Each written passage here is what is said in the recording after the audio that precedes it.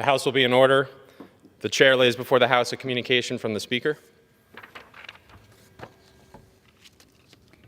The Speaker's Rooms, Washington, D.C., December 13th, 2022. I hereby appoint the Honorable Patrick Ryan to act as Speaker pro tempore on this day. Signed, Nancy Pelosi, Speaker of the House of Representatives. Pursuant to the order of the House of January 10th, 2022, the chair will now recognize members from lists submitted by the majority and minority leaders for morning hour debate. The chair will alternate recognition between the parties with time equally allocated between the parties, and each member other than the majority and minority leaders and the minority whip limited to 5 minutes, but in no event shall debate continue beyond 11:50 a.m. The chair recognizes the gentlewoman from Illinois, Ms. Bustos, for 5 minutes.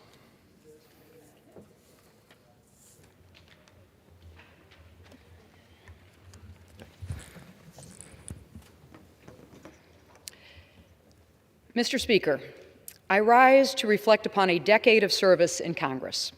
10 years ago, when I was first elected, I jotted down a list of goals that I hoped I would accomplish while serving the 17th Congressional District of Illinois. As I was cleaning my office recently, I ran across that list again, a window into what I was thinking before I was even first sworn into office. On that list, to build an exceptional constituent service program, to secure generous federal funding and support local projects, and to develop innovative and practical solutions to the real problems that people face every day. Reading it, I realized I never lost sight of what I came to Washington to do. Goal number 1, to serve the people in central, northern, and northwestern Illinois. That's why I was so proud when my team was honored as the top Democratic office for constituent services in Congress. Goal number 2, to deliver funding to help our communities. Well, in 2021, I was the top House Democrat in bringing home federal community project funding. And goal number 3, to listen to the people I serve and focus on solutions, such as when I helped pass 2 farm bills and prepare for a third, helped pass 2 surface transportation packages, wrote, passed, and saw enacted groundbreaking legislation to restore the rights of sexual assault and harassment survivors, and worked across the aisle to secure the largest investment in the Mississippi River since the Great Depression. Each of these accomplishments speaks to who I have always looked out for, our family farmers and nearly 10,000 family farms that I represent. They are why I served on the House Agriculture Committee every year since I've been in Congress. Our 90,000 labor households. That's why I fought to make sure that we passed bipartisan, once-in-a-lifetime, generational investment in rebuilding our infrastructure. And our working men and women, the people I met at every supermarket Saturday who took a moment to chat in the grocery store aisles. And during 120 Sherry-on shifts, which is what we call our own job shadow version. During my Sherry-on shifts, I was a baker, a cattle auctioneer, a towboat operator, and I even drove a Zamboni. Every Sherry-on shift gave me a firsthand view of how hard people work to support their families and what they need from us here in Washington. Like when Sarah Miller in Galesburg, Illinois, reached out to me. The mother of 2 young children, Sarah's drinking water had lead in it. But in order for her to afford to fix it, she would have had to drop out of nursing school. So I helped the city secure $4 million in grants, and Sarah became one of several hundred families to have their solid lead water pipes replaced. This is me working on replacing water pipes. Listening to the stories of the people I serve has helped guide the work that I've done in Congress. But no one succeeds alone. Everything I have accomplished has been with the help and support of others. So I'd like to say thanks. Thanks to those who taught me what it means to lead, to Majority Leader Steny Hoyer, who has always been a true friend, to Speaker Nancy Pelosi, who proved that even while navigating treacherous waters, we never have to lose our way, and to my mentor, Senator Dick Durbin, without whom I would not be standing here today. When I was first elected, I was told it wasn't possible to make friends in Washington, but I was lucky enough to find a group of truly best friends here. Thank you to the Pink Ladies, Congresswomen Lois Frankel, Grace Meng, Annie Custer, Julia Brownlee, and our whip-elect Catherine Clark, who are truly outstanding leaders for our nation. Thank you to everyone who has been part of Team Bustos over the years, and to the most important part of my team, my family. My sister Lynn, our 3 sons, Tony, Nick, and Joey, our daughters-in-law, our grandchildren. Our families don't sign up for the long hours and missed birthdays, but I have had their support every step of the way. And thank you most to my husband, Jerry. Jerry and I first met when he was a rookie police officer and I was a rookie police reporter. 2 weeks ago, he retired after almost 40 years in law enforcement as the sheriff of Rock Island County. He has stood by me all of these years. Finally, I want to say thank you to the people of the 17th Congressional District of Illinois. I am humbled that for a decade you put your faith in me. Thank you. I have been honored to be your voice here in Washington.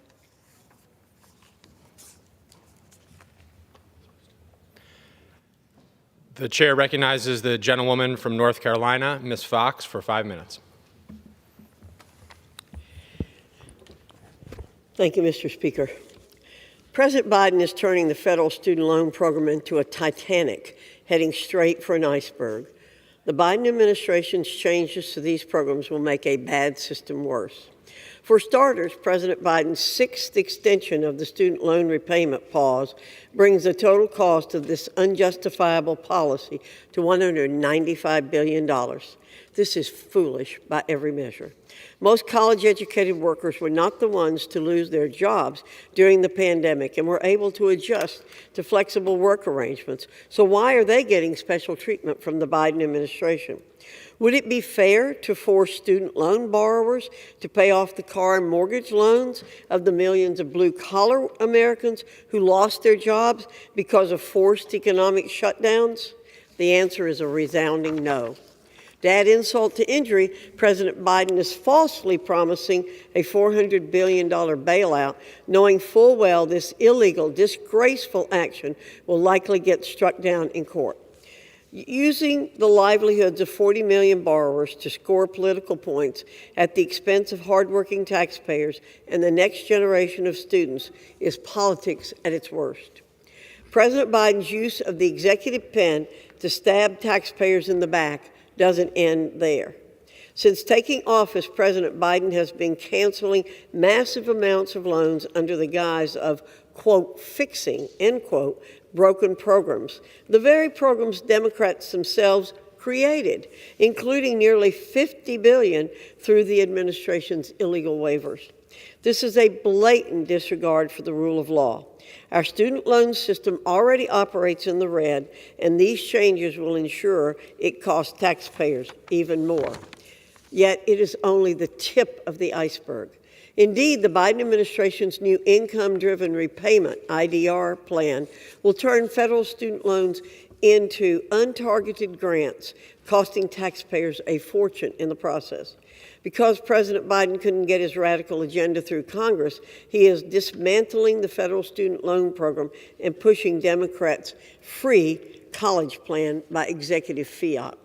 Between slashing payments for high-income graduate students to expanding the number of individuals who will receive forgiveness, economists and policy experts agree that the average student loan borrower will pay roughly half of what he or she owes if this plan is enacted. This is not what taxpayers signed up for when the program was created, and is certainly not the plan Congress wrote and passed. These changes will have long-term consequences because they create perverse incentives for overborrowing. Why would students make smart financial decisions when they know Uncle Joe or another administration will pay off their loans? Instead of solving the problem for all borrowers, President Biden is sticking future borrowers in a ship with cracks in the hull. These foolhardy changes will accelerate tuition inflation. With taxpayer-subsidized tuition, colleges and universities will have no incentives to keep costs down. It will also turn more secondary institutions into degree mills. The only thing loan forgiveness does is encourage colleges and universities to offer even more degree programs they know do not pay off once students enter the workforce. Our country needs reforms that can right the ship, not sink it even deeper into a fiscal abyss. Republicans are proposing common sense solutions that will make the federal student loan program seaworthy. The Real Reforms Act provides targeted relief for those that need it most instead of stealing from taxpayers to provide ineffective and expensive bailouts. This legislation also provides practical solutions for the underlying problems plaguing higher education. These are the kinds of policies we need, policies that will make our federal student loan program capable of serving borrowers without throwing taxpayers overboard. I yield back. Members are reminded to refrain from engaging in personalities toward the president. The chair recognizes the gentleman from Illinois, Mr. Caston, for 5 minutes. Mr. Speaker, I rise today in recognition of the work that we did to pass the Inflation Reduction Act, the single largest investment in climate action in American history.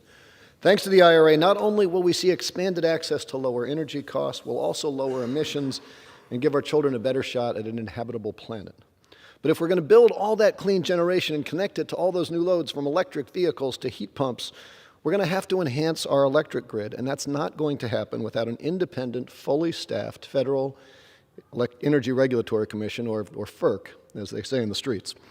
Now, you'll remember that last year, as we worked on what became the Inflation Reduction Act, the White House had not acted to fill a vacancy at FERC, and FERC was frozen into inaction. We needed a hot FERC summer, and this chamber, along with Megan Thee Stallion, Fergie, and Dolly Parton, delivered. And yet now we are on the verge of freezing again. This time because the Senate has failed to act to reconfirm Chairman Glick. Just at the moment when we need to expedite transmission permitting reform to ensure cheap, reliable energy and fix power markets, FERC is again on the brink of being deadlocked. And so, with a little help from Rihanna this time, it is my duty to once again remind the legislative branch of our desperate need to FERC.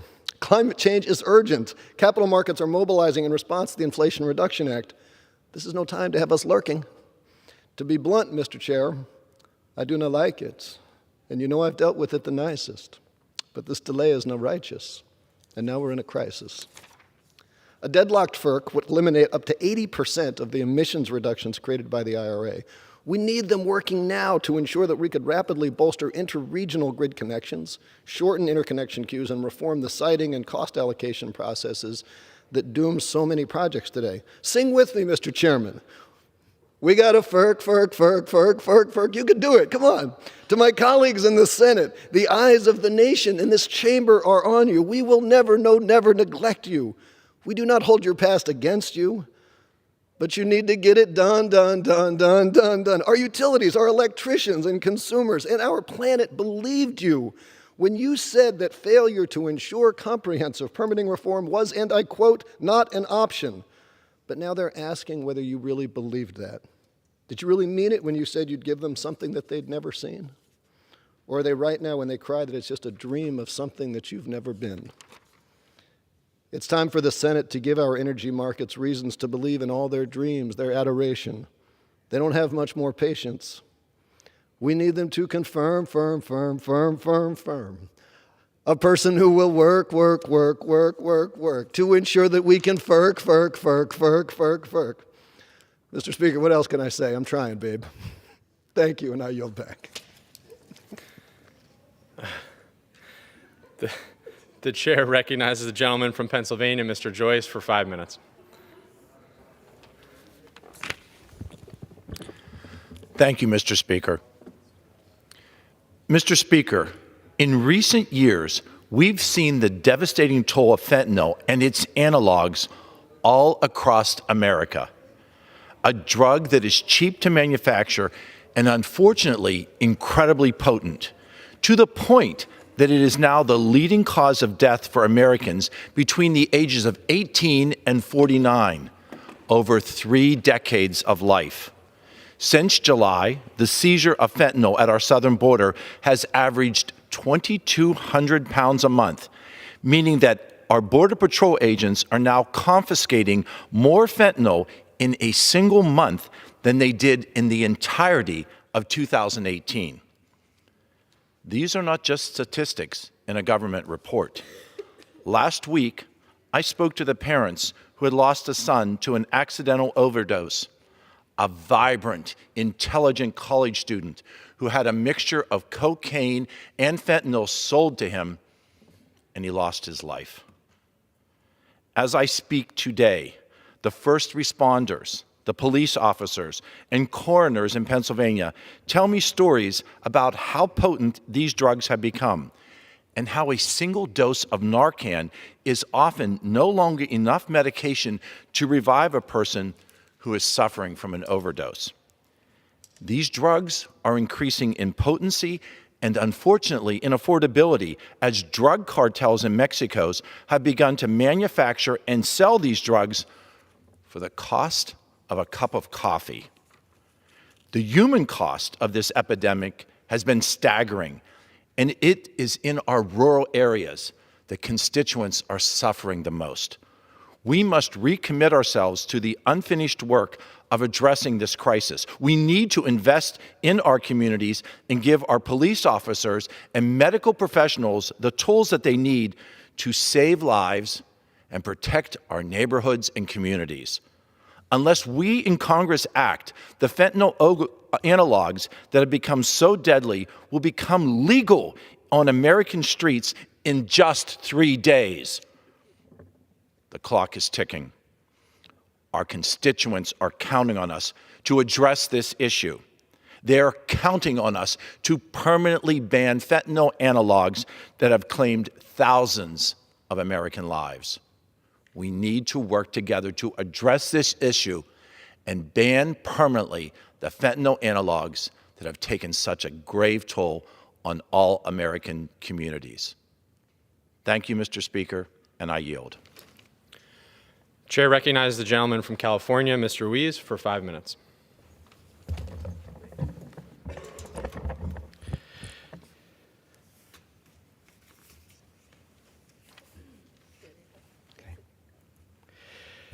Mr. Speaker, I rise today to celebrate a champion for our local veterans, Ralph Duarte, and to thank him for his years of service to our communities. Tomorrow, Ralph will transition after 10 years with the Riverside County Department of Veteran Services, where he has built a legacy as a fierce advocate, pillar of strength, and beacon of hope for Riverside County veterans. Ralph was born in Delano, California, and graduated from Coachella Valley High School. He is a decorated Army veteran, having served for 4 years in Iraq and Afghanistan with the 3rd Ranger Battalion, 75th Ranger Regiment. After he returned home from the battlefield, he settled in Indio, California, and immediately got to work. He has helped thousands of veterans recover their earned benefits that were denied to them by local, state, and federal agencies over the years. In fact, it's estimated that he's helped local veterans and their families obtain $55 million in monetary benefits. That's $55 million to get them the care they need, the salary they've earned, the recognition they deserve. He truly goes above and beyond to serve others, even making home visits just to help elderly veterans fill out the necessary paperwork to get their VA benefits and care. Ralph has participated in hundreds of community events, from community forums with the VFW to our county's annual Veterans Expo to my Veterans University. Ralph has always been there to greet veterans with a friendly smile, make them feel at home, and connect them with the resources they need. His compassion, professionalism, and hard work have changed the lives of countless veterans for the better, and his dedication, leadership, and advocacy have made Riverside County an even more welcoming place to those who serve. Ralph has always said that he's doing God's work and caring for those who have served and sacrificed to protect our nation, and I couldn't agree more. Our local veterans have been truly blessed to have him fighting on their behalf. So, Ralph, thank you for all that you've done. And on behalf of California's 36th Congressional District, I wish you, along with your wife, Rachel, and children, Ralph, Abram, and James, the best of luck in your next adventure. Mr. Speaker, I rise today to honor a visionary leader and trailblazer, Tribal Chairman Richard Milanovich, who served the Agua Caliente Band of Cahuilla Indians for nearly 30 years. Chairman Milanovic was a powerhouse who came from humble beginnings. He grew up poor in Palm Springs, and his family survived off of nutrition assistance. He went on to serve our nation as an infantryman in the U.S. Army for 3 years before returning to the Agua Caliente Band of Cahuilla Indians Reservation. In 1984, he was elected as tribal chairman, ushering in a new age of prosperity for the tribe. His impact spread far and wide, and he is still revered as a change maker for tribes throughout California and the entire nation. We celebrate Chairman Milanovic's memory and legacy by renaming the Palm Springs Post Office in his honor.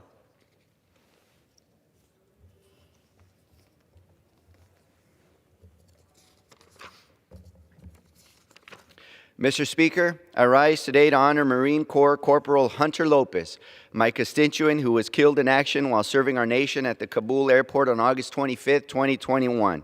Yesterday, this body honored his legacy by unanimously passing legislation to designate the La Quinta Post Office in his memory. Corporal Lopez was the embodiment of service. He lived his life with a larger purpose in mind, a purpose of serving our country and of contributing to something greater than himself. With the Marine Corps, he aided the largest airlift in human history, evacuating over 120,000 of our fellow Americans and allies. Corporal Lopez worked up until his last moment to save others. Now, his story is forever entwined with our nation's, and it is my hope that with this legislation, future generations will come to know his legacy of remarkable service, compassion, and heroism. I yield back. The chair recognizes the gentlewoman from Washington, Ms. Herrera Butler, for 5 minutes.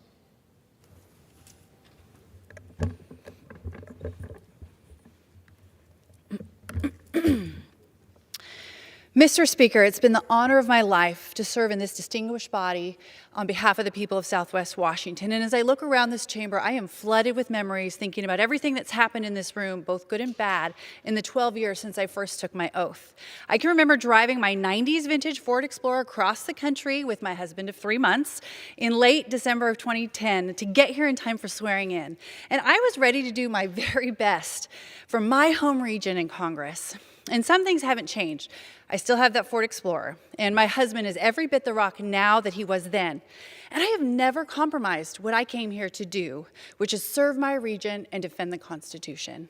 Some things have changed. We've added a minivan to our fleet to transport our 3 beautiful children, and I've gotten a chance to work with some amazing people. And I'd like to share a few observations, but first, some thanks.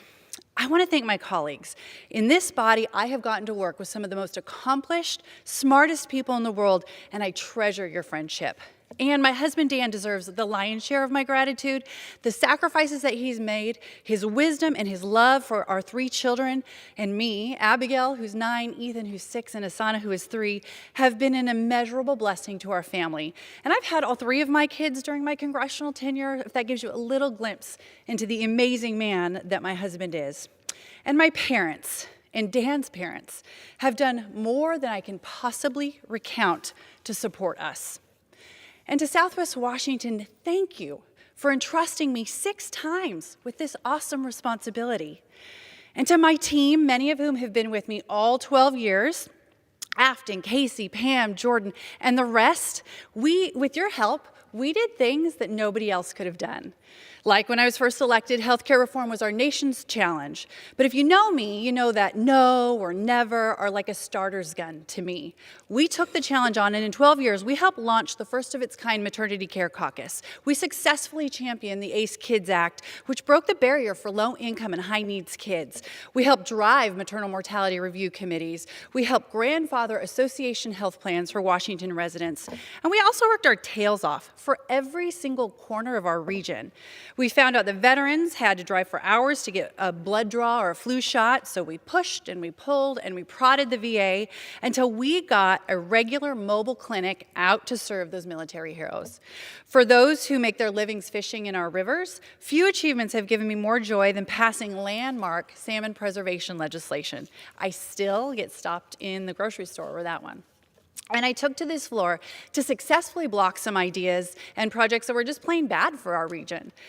Sometimes your region demands that you stand up and say stop, even if the momentum is going against you. And on that note, as I depart, I would like to offer just a little bit of unsolicited advice to my friends here in this chamber. One way or another, every single one of us, or you, are going to leave office as I'm preparing to do now. And when that happens, you're going to get to ask, so many people are going to ask you what you're most proud of.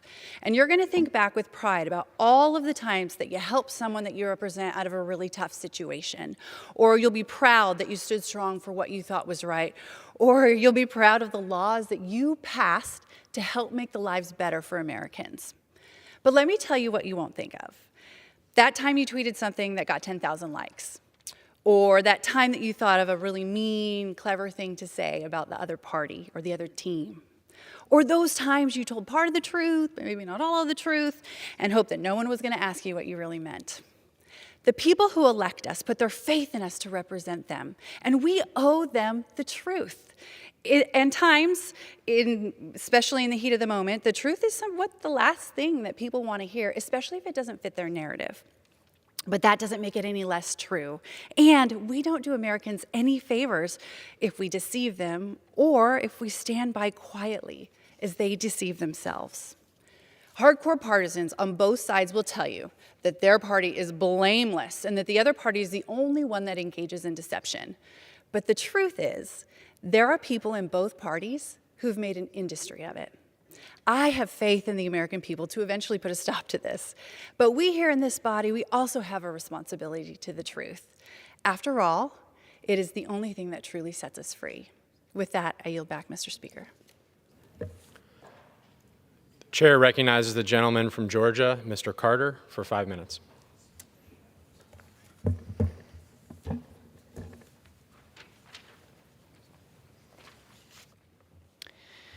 Mr. Speaker, I rise today to recognize the dedication with which Jason Graham serves the 1st District of Georgia as Director of Pharmacy for St. Joseph's Candler Health System. He was recently selected to be the Director of Pharmacy, overseeing the day-to-day pharmaceutical needs of 2 anchor hospitals, dozens of other care locations, and thousands of patients. He has built a career of over 2 decades with the St. Joseph's Candler Health System, starting in 2001 as a pharmacy technician. When he was getting his undergraduate degree in biology, Jason worked with us at my pharmacy. His bright mind and desire to help others was quickly apparent to me. Since working for us, he has earned a master's degree in health services administration and a doctor of pharmacy degree. After beginning his career as a pharmacy technician, he served as a clinical pharmacist and as a pharmacy manager. He is an active member of the American Society of Health System Pharmacists and is a Southeast Regional Director for the Georgia Society of Health System Pharmacists. On top of all this, he oversees the training of medical and pharmacy school students, ensuring the next generation of medicine is in good hands. He lives in Savannah with his wife Shannon, who also worked with us, twin sons Connor and Jackson, and his daughter Hayden. I'm proud of the work that Jason has done on behalf of the entire 1st District. I thank him for his dedication to promoting the health of Southeast Georgia. Mr. Speaker, I rise today to congratulate the University of Georgia School of Law for being named the best value in legal education by National Jurist magazine. We need well-educated, ethical, and competent employees in all sectors, but especially law, as lawyers combat the challenges facing our legal system. The University of Georgia School of Law is helping answer that need by providing an exceptional legal education at an affordable price. And I'm particularly impressed by UGA Law's proactive efforts to keep it that way. Dean Bo Rutledge and his team have worked tirelessly to reduce the annual indebtedness for students by over $5 million, and in 2019, almost 40% of the JD student body did not borrow funds for their education. UGA Law continues to top national rankings in post-graduation employment, bar passage rates, and income level post-grad. This success is a testament to the outstanding education students receive at the University of Georgia for whatever degree they're pursuing. Congratulations again to UGA Law and Dean Bo Rutledge. I have no doubt that your graduates will continue to make a positive impact on our legal system and for the Georgia community.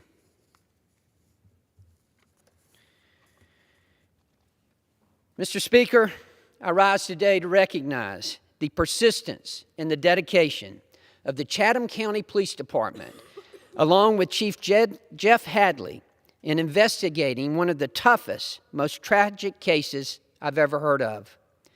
The case surrounded the disappearance of Quentin Simon, a 20-month-old boy who was reported missing from his home on the morning of October 5th.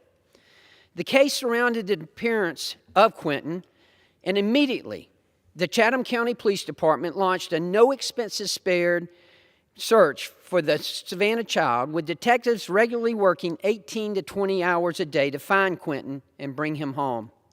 For weeks, the Chatham County Police Department, in tandem with the FBI, searched for evidence that could lead them to Quentin.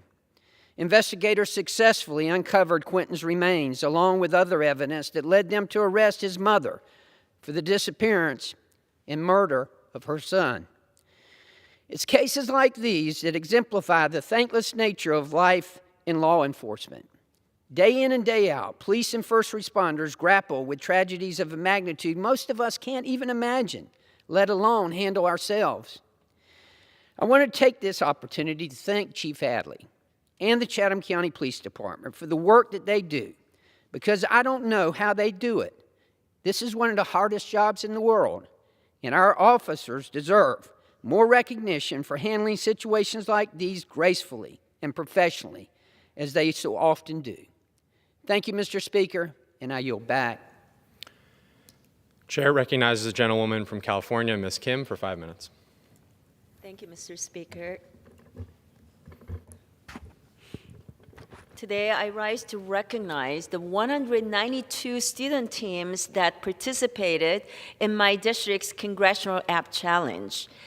It makes the largest competition in history of App Challenge.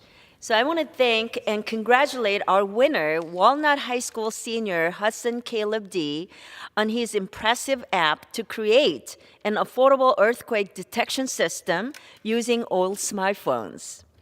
STEM educational opportunities help our students learn the skills needed to get good-paying jobs, boost our nation's competitiveness, and tackle some of the most pressing health and security challenges facing our nation and our world.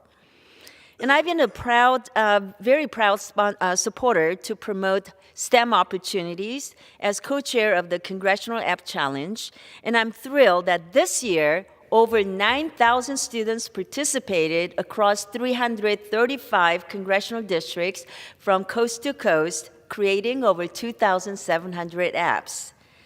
I will always be a loud voice for educational opportunities for our students. And Mr. Speaker, I rise to honor the life of U.S. Army Private First Class Jang Ho Kim from Placentia. It's a city in my 39th congressional district. Jang Ho is was a Valencia High School graduate who made the ultimate sacrifice in Iraq. His found possessions included his watch, dog tag, and a coin he always carried with him with a Bible verse, Ephesians chapter 6, verse 12. For we do not wrestle against the flesh and blood, but against principalities, against powers, against the rulers of the darkness of this age, against the spiritual forces of evil in heavenly places. His legacy of courage and service lives on through his loved ones, others he inspired, and all those who share his story. I thank the California delegation for backing my bill to designate a Placentia post office in his honor, and I urge my colleagues to support this bill when it comes up for vote today so we can preserve his story for years to come. Thank you, and I yield back.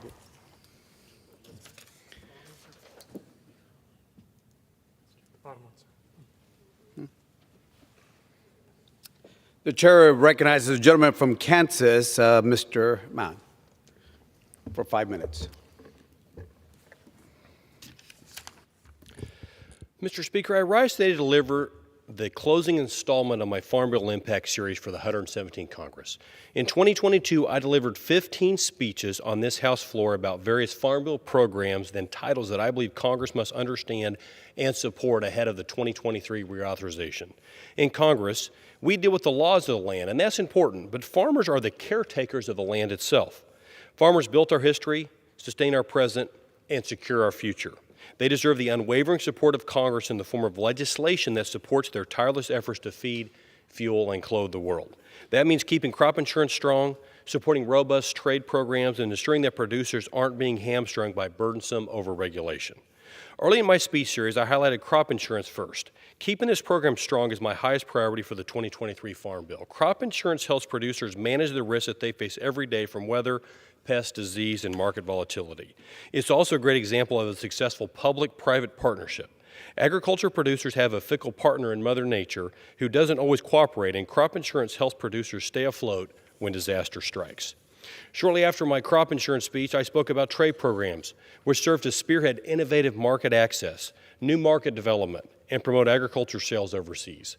Each year, $140 billion worth of agriculture products are exported. My state of Kansas is known as the wheat state, and 50% of all wheat sold in the U.S. is exported. So Congress must think critically and carefully about the international components of the trade title. Trade programs, which have long-standing records of success in America, also represent the partnership between the public and private sectors of our country, just like crop insurance.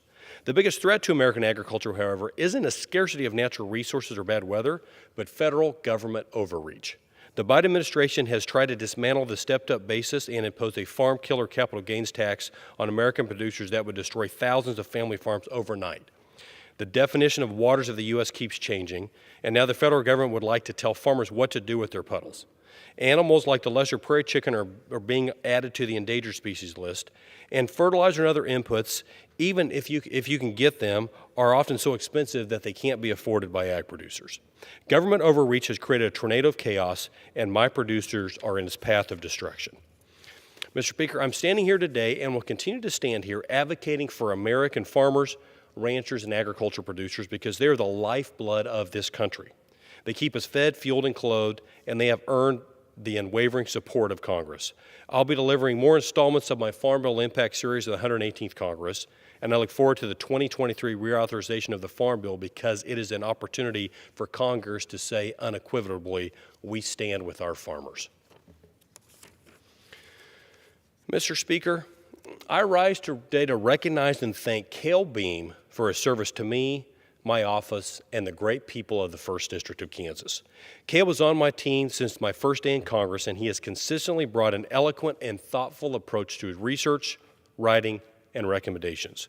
He has a genuine and kind spirit, a clever sense of humor, and a wisdom that is beyond his years. I'm so excited to see what lies ahead for Cale, and I know that with his skill set, he'll go far. Cale, like me, is a man of faith. I want to send him off on his new adventure with these two brief thoughts from the Scriptures. First, God works all things to good for those who love him.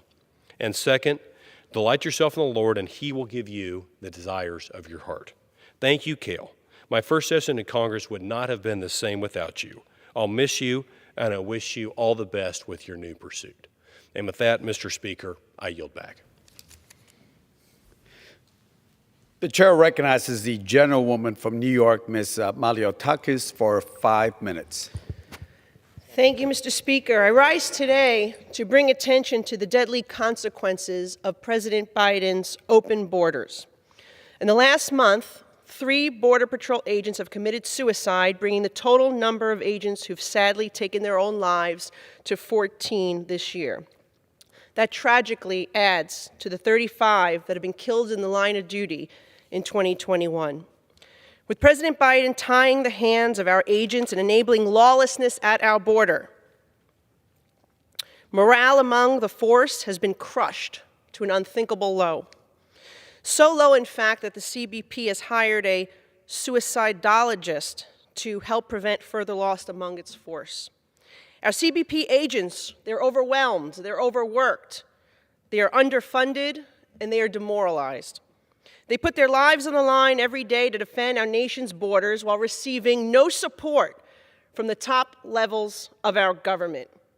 In fact, the president says there are more important things going on.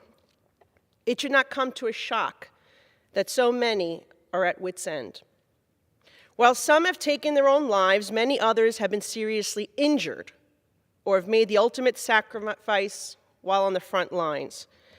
In April 22-year-old Texas National Guard specialist Bishop Evans was swept away in the Rio Grande while attempting to save 2 migrants from drowning. We later found out that the 2 he sacrificed his life for were actually attempting to traffic illegal narcotics. And just last week, 38-year-old father of 2, CBP agent Raul Humberto Gonzalez, was killed in an ATV crash while chasing a group of migrants illegally crossing the border. Perhaps if the cartels were not allowed free rein on our border to smuggle drugs, to traffic humans, Specialist Bishop Evans and Agent Gonzalez would be with us today. No one has benefited more from this country's lax, open border policies than the cartels. The Drug Enforcement Agency has told us that up to 70 to 80% of fentanyl in the United States comes into our country over the southern border. We know the vast majority of fentanyl is being manufactured in China and brought into our country over the southern border, straight into American cities, poisoning our youth. The Drug Enforcement Agency is telling us that's where it's coming from. Yet we continue to have an open border policy, and this body refuses to act to secure our border. Drug overdoses are the leading cause of death of 18 to 45-year-olds in the United States, killing 100,000 Americans last year alone. And 3/4 of those deaths are from fentanyl. 1 American dies every 7 minutes from this deadly drug streaming over our open border. And by the time I finish this speech, there will be 1 more American lost. Our babies are dying. Last month, San Francisco firefighters had to use Narcan to save the life of a 10-year-old baby boy who came into contact with fentanyl while playing in a park. In May, a 3-year-old in California died from a fentanyl overdose, and in November of last year, so did a 1-year-old child in Connecticut. In the last 3 months, there have been 2 fatal fentanyl exposures in western Washington state involving children no older than 2 years old. The fact that our babies are overdosing on this poison should alarm every single person in this chamber. The silence from those, many on the other side of the aisle, and the Biden administration is quite frankly sickening. If you hear anything at all, they tell you that the border is secure, a complete lie. Biden's open borders have created full-blown national security, public safety, and humanitarian crises in the United States, not only for our law enforcement and constituents, but for the migrants as well. In fact, fiscal year 22 was the deadliest year ever recorded for migrants attempting to cross the U.S.-Mexico border unlawfully, with 853 migrant deaths. Many drowned in the Rio Grande, perished due to dehydration from battling extreme heat and difficult terrain, or taken deadly falls while climbing border barriers. In June, 53 migrants were found dead in San Antonio after being abandoned in a tractor trailer without air conditioning or water. In September, a migrant mother of 2 committed suicide in New York City homeless shelter. Her 15-year-old son discovered her body. Think about the consequences he will have for the rest of his life. Some have accused the Republicans who want to secure our borders of being uncompassionate. The greatest humanitarian crisis in our country is folding right before our eyes. And I urge our colleagues and our president to work with us to take action to secure it. Thank you. Chair recognizes the gentleman from Ohio, Mr. Shabbat, for 5 minutes. Thank you, Mr. Speaker. It's been an honor to represent the people of Greater Cincinnati in public office for more than 35 years now. I thought I'd take a few minutes to sum up those years. I first ran for office, Cincinnati City Council, when I was 26 years old. When this, my last term in Congress, expires next month in January, I'll be turning 70. 26 to 70. That's long enough. It's somebody else's turn. I'd seriously considered retiring and not running this past election cycle, but it was redistricting year. The congressional lines were being redrawn, and I was concerned that if I didn't run, our district was going to be written off, drawn in a way that only a Democrat could win it, as had been done 10 years ago in Columbus, and prior to that in Cleveland. I didn't want to see that happen to the people of Greater Cincinnati who depended on me, trusted me to represent them as a common sense conservative for so many years. Redistricting turned out to be a pretty rocky process. I ended up with a 9-point Biden district, making it the toughest Republican-held seat in the country outside the state of California. Despite starting out in a 9-point hole, I hoped that with a lot of hard work and a little luck, we could hold it anyway, but I was wrong. Well, that's water over the dam. There's a Chinese proverb, may you live in interesting times. My 26 years in Congress have certainly been that. I was first elected in the 1994 Republican Revolution. Newt Gingrich, the contract with America. Republicans took over the House for the first time in 40 years, which was my approximate age at the time, and 73 freshman Republicans were elected. I'm the last one in the House out of 73, and I'll be gone in a few weeks. I've been asked a number of times what are my proudest accomplishments during my time here in Congress. At the top of the list, excuse me, at the top of the list was leading the effort to pass the ban on partial birth abortion. Fought that battle for 8 years, all the way to the U.S. Supreme Court. They upheld the law, and it's been described as the most significant pro-life legislation since Roe v. Wade. It's estimated that it saves about 20,000 innocent unborn babies every year from a particularly brutal death. Some have said my strong pro-life positions were a factor in my defeat this election. If so, it was worth it. Another accomplishment was having served as both chairman and ranking member of the House Small Business Committee, I was in the position to introduce, pass, and implement the PPP, the Paycheck Protection Program, during the recent pandemic. As a result, our district, the 1st Congressional District, received more money, almost $3 billion, excuse me, got more small business loans, over 27,000 of them, and most importantly, saved more jobs, over 247,000, than any other congressional district in Ohio. A lot of people's lives, both in our community and across the country, were positively impacted. Rather than list a whole bunch of other bills I've gotten passed over the years, I'm limited to just 5 minutes here this morning, let me just tell you this. The University of Virginia, UVA, and Vanderbilt have together done 3 studies of Congress over the last 10 years in order to determine who are the most effective members of Congress. I'm proud to say that I was rated in the top 10 most effective members each time. And when you consider that there are 435 of us, I'd say that's pretty good. Of course, I could have accomplished none of this without the hard work of my tremendous staff, both here in Washington and back in Cincinnati, and without the support of my family. My wife Dawn and I will be celebrating our 50th wedding anniversary this coming June.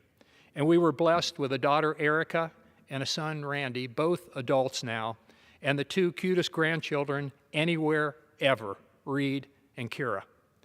And thank you to Kevin, our son-in-law, for creating and then overseeing my blog over the years. Finally, let me conclude with this. Despite all the rancor and controversy and partisanship that routinely goes on in this place, it was truly an honor to serve here in the People's House. And this extraordinary country, the United States of America, is still the greatest country that ever existed on the face of the earth. Goodbye. And I yield back the balance of my time. Thank you, sir. The chair recognizes the gentlewoman from Nevada, Ms. Lee, for 5 minutes. Thank you, Mr. Speaker. I rise today to recognize the outstanding work of one of my congressional classmates, now one of my closest friends here, Congresswoman Cindy Axne. In 2018, less than 100 years after women gained the right to vote, we were elected as part of the largest class ever of women elected to the House, a record we broke again 2 years later. But breaking the glass ceiling was just the start. Cindy Axne is a true trailblazer. No issue is too big or small, And as a fellow mom in Congress and a lifelong education advocate, I've seen Cindy's passion for the next generation. Even before her time in Congress as a mom, at local school board meetings, Cindy fought to make real change and to promote education equity with the implementation of full-day kindergarten across her children's school district. That passion and can-do character has followed her to Congress, too. Congresswoman Cindy Axne is a rare breed here on Capitol Hill. Bipartisanship is a word many of us use here in Congress, but few of us can back it up quite like Cindy. Her energy and enthusiasm is endless, and I have seen firsthand how she brings it to her work here in Washington. As the lone federal delegate from a Democrat from the Hawkeye State, she's taken that Iowa nice attitude to a whole new level, working with anyone, Democrat or Republican, to get the job done. Las Vegas, Nevada, and Des Moines, Iowa may be looking a little bit different, but Cindy and I have worked together to find common ground that transcends bipartisanship and works for every single American. As the tallest woman in Congress, although Representative Lori Trahan might have a point of order on that, she also bears one of the tallest lists of accomplishment in her time in this House.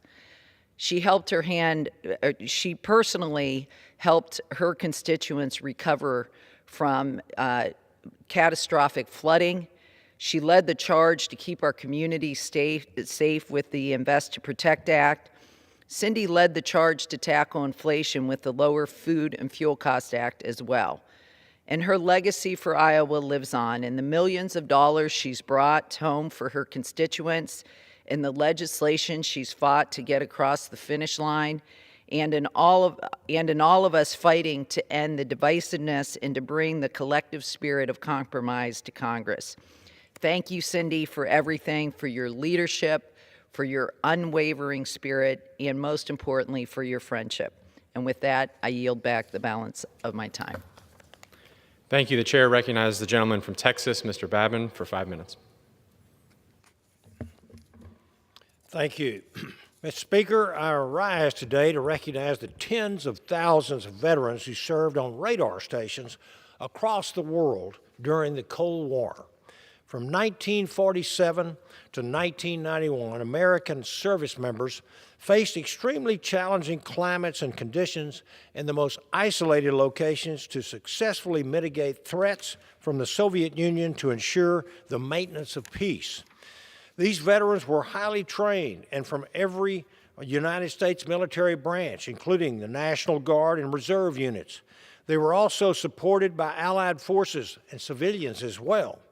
These brave watchguards were on a mission of the utmost importance to detect, track, intercept, and destroy hostile airborne intruders when they entered the free world airspace. Although the protection of Allied airspace was successful following the end of the Cold War, the United States never officially recognized the countless hours of surveillance that these service members provided to our country and to the world. Several years ago, a dedicated group of Air Force Cold War-era radar station veterans formed a nonprofit organization to raise funds for the construction of a monument commemorating their fellow service members' sacrifices. The monument was unveiled on November the 7th, 2019 at Wright-Patterson Air Force Base in Dayton, Ohio, with some 100 veterans and their family members in attendance. Today, I want to thank these veterans for their service during such a tense and a turbulent time in our history. Their dedication to our security and the prosperity of peace never wavered an iota.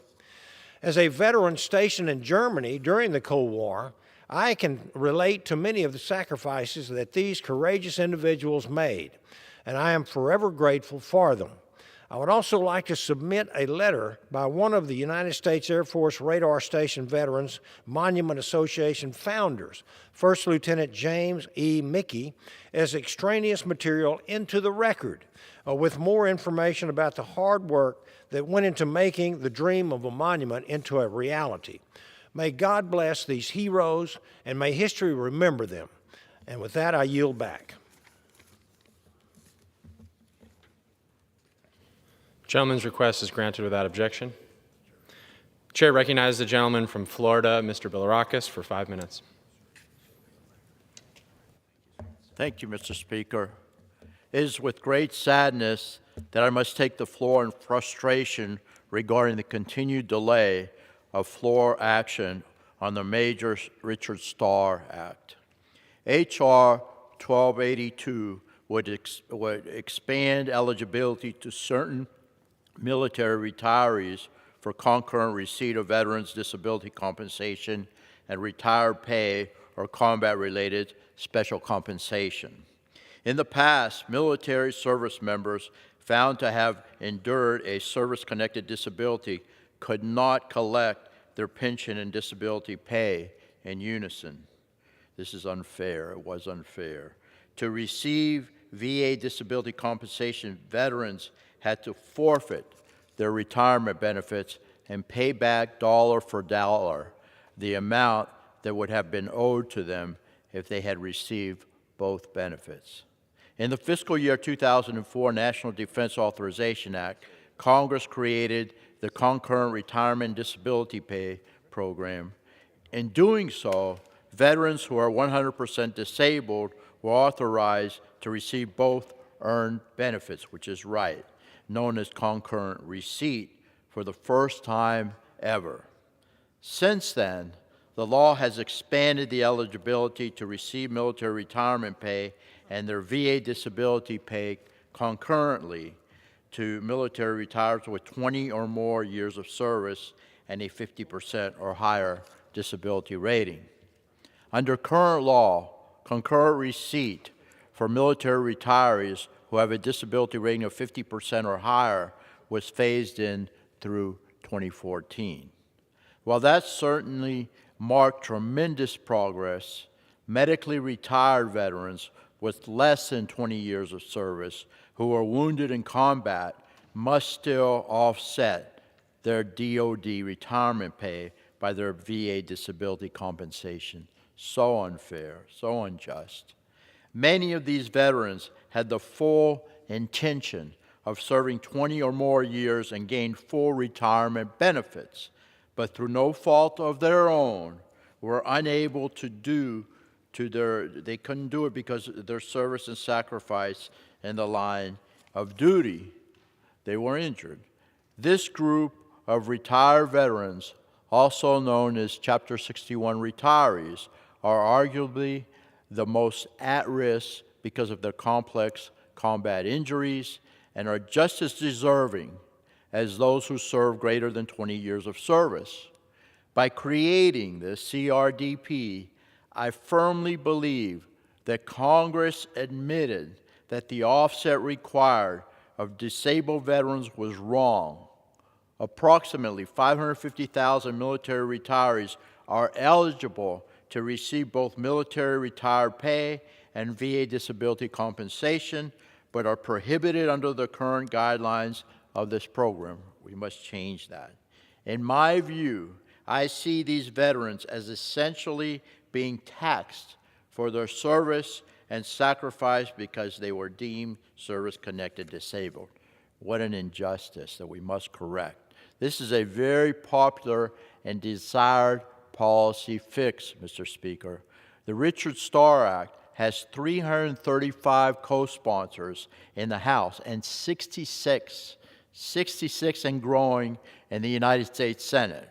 Most veterans organizations, including the American Legion, the VFW, DAV, VVA, which is the Vietnam Veterans of America, AMVETS, Military Officers Association of America, Fleet Service Association, American Ex-Prisoners of War, and the Association of the Navy strongly support this bill.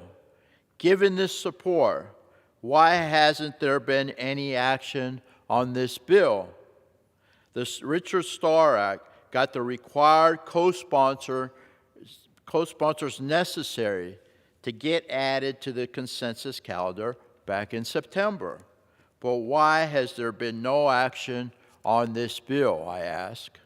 There are not just questions, these are questions that I have, but it's not just me, the co-sponsors of the bill as well. Questions that have many in the public have, including our heroes that were affected. So, again, and their families. Let's ask the Democratic leadership in the House and the Senate to consider the overwhelming public and congressional support for the Richard Starr Act.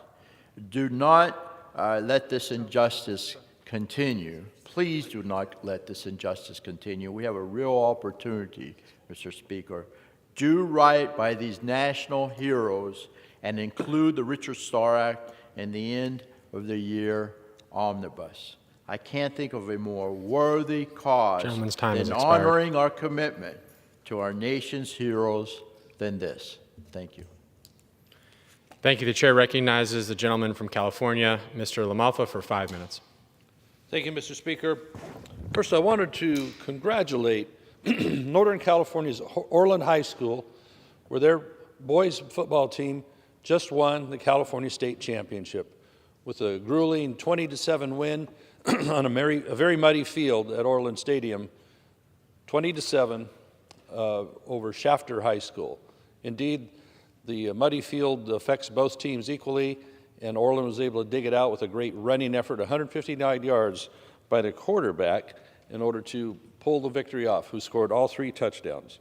So it was indeed the first in the many years of a state championship for Orland, as they pulled this off in amazing fashion after a lot of rain in Northern California. So congratulations to Orland High School boys for a great effort, going 15-0 and winning the CIF championship for all of California.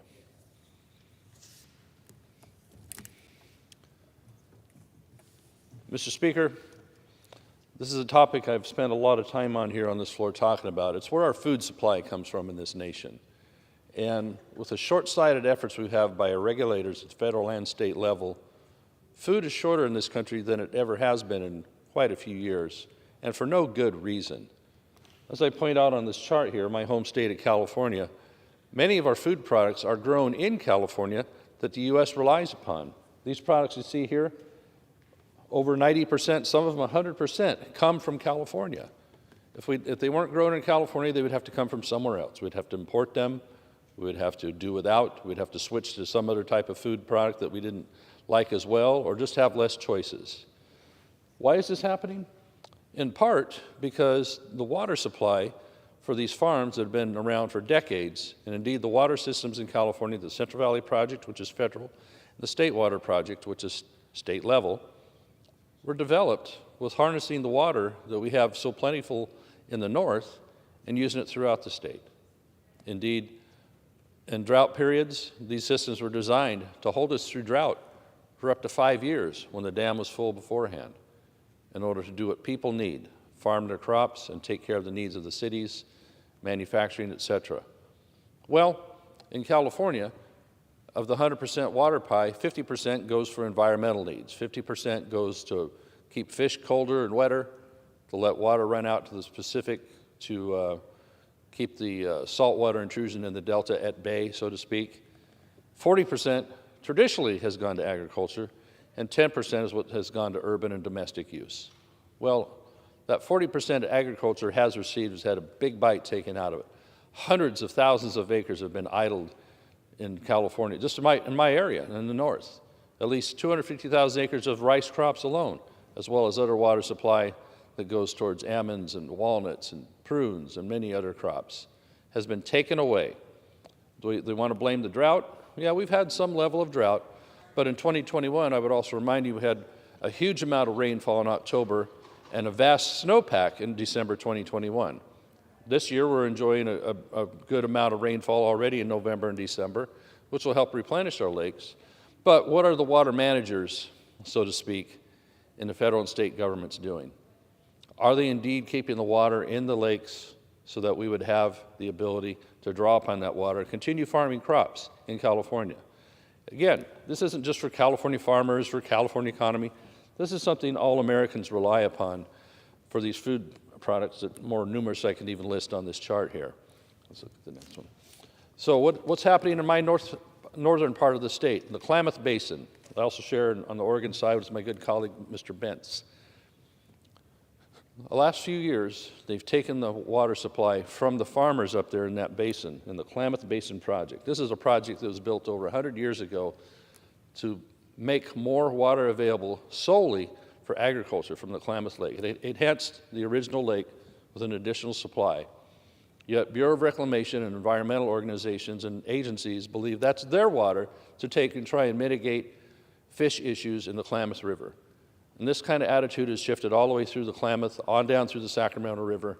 Bureau of Reclamation needs to get its act together and be reminded again and again that the Klamath Project was developed for agriculture, not to help mitigate fish issues that truly probably can't really be solved. On top of that, another thing the people of Klamath and Siskiyou and Northern California area are suffering is that they want to remove the dams that make hydroelectric power on the Klamath River by making a regulatory scheme so almost impossible that they can renew the licenses. That's how government does it. Make it too costly, too impossible to continue to stay in business via permit process. So hydroelectric power is going to be less in California, which is already a tough thing on our power grid. So what is the big thing against the people of the Klamath Basin? I don't understand. We need food, we need electricity. I yield back. Thank you. Chair recognizes the gentleman from Virginia, Mr. Klein, for 5 minutes. Thank you, Mr. Speaker. I rise today to recognize the Fincastle Volunteer Fire Department for 75 years of service. Since its beginning in 1947, the Fincastle Volunteer Fire Department has been a 100% volunteer organization and remains strong with 30 volunteers currently. These brave men and women play a crucial role in working alongside Botetourt County Fire and EMS services, offering critical localized emergency fire prevention and mitigation support for the people of Fincastle. The volunteers who serve as firefighters and EMTs within the department go through extensive training, giving up their time, energy, and safety to help others. Working alongside the firefighters and EMTs are support personnel who perform the vital administrative work and fundraising that keeps the station functioning. They're led by current officers Chief Dustin Ware, Deputy Chief Ben Campbell, Captain Matthew Webster, Lieutenant Kyle Setliff, Lieutenant Frank Shermer, and Lieutenant Jordan Campbell. The Fincastle Volunteer Fire Department's longevity stands as a testament to the civic spirit of the town and an example we should all follow. I thank the Fincastle Volunteer Fire Department for their selfless service and wish them another 75 years of success. Mr. Speaker, I rise to recognize the Stewart's Draft Cougars cheer team for winning this year's Class 1 and 2 Virginia State Cheerleading Championship. This victory marks the program's 5th state title in 6 years. The Cougars faced numerous hurdles to reach this victory, placing second behind Fort Defiance during the first round. However, before the second round began, Coach Tammy Carter told the team to be, quote, the athletes they trained to be, and they did just that. By focusing on what they needed to improve, the Cougars left it all on the mat and increased their score by 30.5 points, earning the state title. These talented athletes include Lexi Amarode, Addison Colvin, Jenna Comer, Sophia Coppola, Taylor Huffman, Zoe Mader, Zane Marshall, Abby Mikole, Cadence Morris, Taryn Morris, Bailey Painter, Aiko Puckett, Olivia Puckett, Alyssa Sanner, Holly Stevens, Amaya Swats, and Natalie Thompson. For 6 seniors on the team, Sophia, Zoe, Zane, Abby, Cadence, and Bailey, this was their last memory of cheering together, an outpouring of emotion, hoisting the state championship trophy one final time.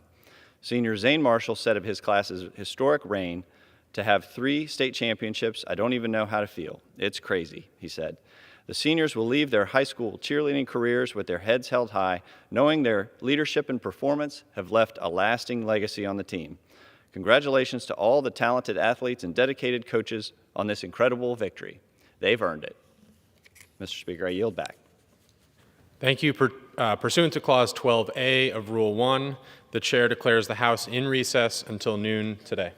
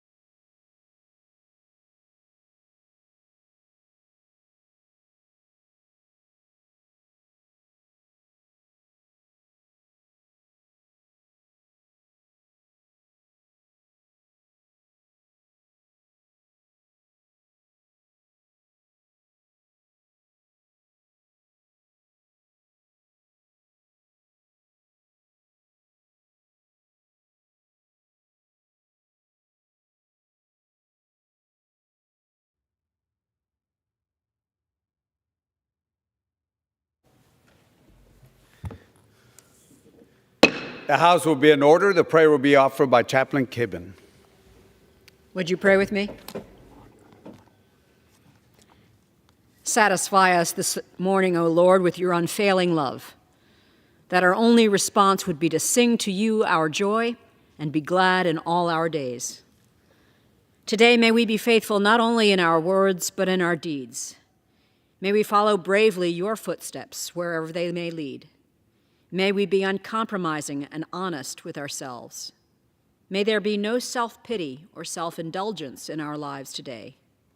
May our thinking be clear, our speech truthful and open, and our action courageous and decisive.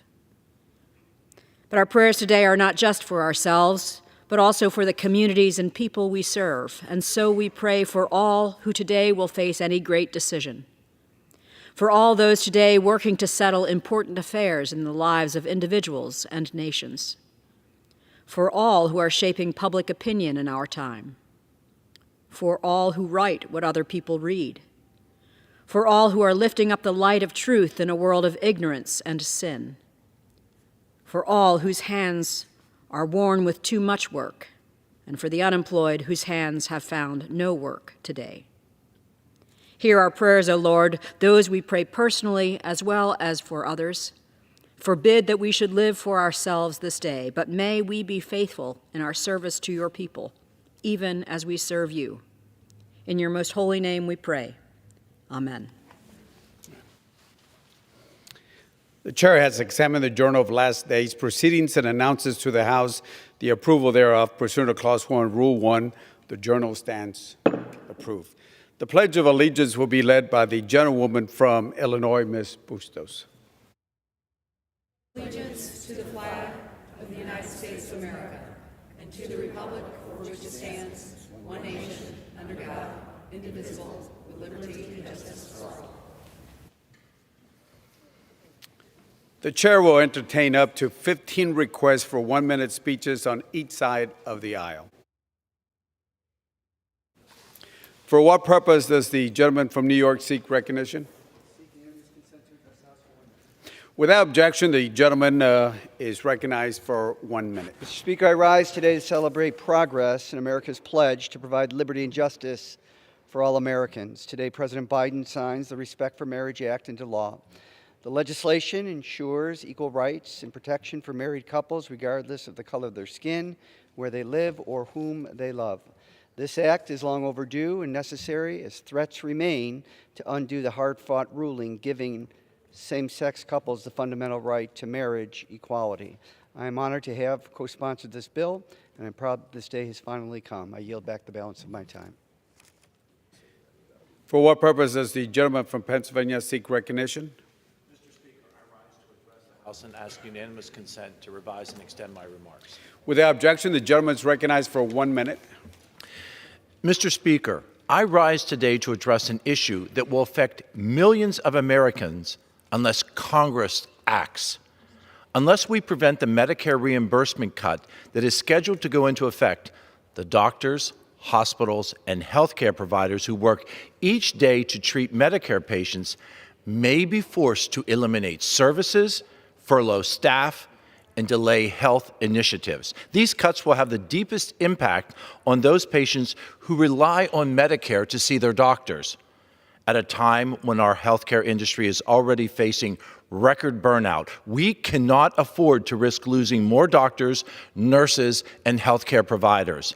I urge all of my colleagues to join me in fighting these potential cuts in order to protect American patients who rely on Medicare each and every day. Thank you, and I yield. For what purpose does the gentlewoman from Illinois seek recognition? I ask unanimous consent to address the House for 1 minute. Without objection, the gentlewoman from Illinois is recognized for 1 minute. Thank you, Mr. Speaker. I rise to thank Team Bustos. Every member of Congress knows that the real work is done by staff. Those with me from day one, Lucy Van Heck, Miranda French, Ellie Labatt, and Katie Papa. Our dedicated and determined district team, Laura Rude, Dennis Littlejohn, Austin Sodelman, and Coburn Gillies. The legislative team that makes our accomplishments possible, Elaine Ansa, Noah Emanuel, John Heppen, Yusuf Nekzad, and Leighton Hutch. The communications team that makes sure everyone back home knows we are working for them. Katie Anderson, Philip Shelley, and Heather Sager. The person who keeps the train on its tracks, Mitchell Dunn, and my chief of staff, who has helped me complete 10 years of service, Trevor Rushell. Because of each of you and those who have served on Team Bustos over the years, people's lives are better and Illinois is stronger. It has been my honor to serve with you. Thank you, Mr. Speaker. I yield back. For what purpose does the gentleman from California seek recognition? Seeking unanimous consent to address the House 1 minute and advise dinner remarks. With the objection, the gentleman from California is recognized for 1 minute. From the beginning, our nation's founding was based upon the idea of defending our borders, defending our people within it. Yet, in a complete 180 from the original purpose, our top government officials want our tax dollars to fund irreversible gender reassignment surgery for children, chemical castrations, mastectomies, hysterectomies for sex reassignment purposes on minors are life-altering decisions that are permanent and should not be taken lightly. Moreover, the government has no business paying for them with your tax dollars. It's not only irresponsible, but also flat-out dangerous to encourage the irreversible and sterilizing procedures on young people. 80% of young people that experience gender dysphoria move on from that when they become adults. Some doctors and teachers, sometimes even parents, pressure vulnerable children to these invasive surgeries to keep in line with their woke agenda. Minors have no business having these decisions forced upon them by adults or making them themselves. Indeed, we've run legislation here to say this should not be a minor decision, but at least at 18 years old if they want to go through these procedures. It's unacceptable the way adults, media, and government are putting children entrusted in their care in these situations directly in harm's way with irreversible, life-changing, even suicide-inducing decisions. I yield back. For what purpose does the gentleman from Georgia seek recognition? I move to address the body for 1 minute and to revise and extend my remarks. Without objection, the gentleman from Georgia is recognized for 1 minute. Thank you, Mr. Speaker. I rise today to recognize a member of my staff, Joshua Smith, who was recently diagnosed with a rare form of cancer known as chordoma. Classified as a rare cancer of the spine and skull, chordoma is diagnosed in thousands of people worldwide every year, 300 of whom live in the United States. In honor of Josh and others diagnosed every year, I introduced a resolution last week to help shine a light on the need for more research and awareness on this kind of cancer, which is very rare. Thankfully, Josh is recovering and back at work, but his illness serves as an important reminder of the need to bolster research and funding to combat cancers of all kinds. Fighting cancers, particularly rare forms like chordoma, can and should bring us together, and I ask all my colleagues for your support for this resolution, and with that, I yield back.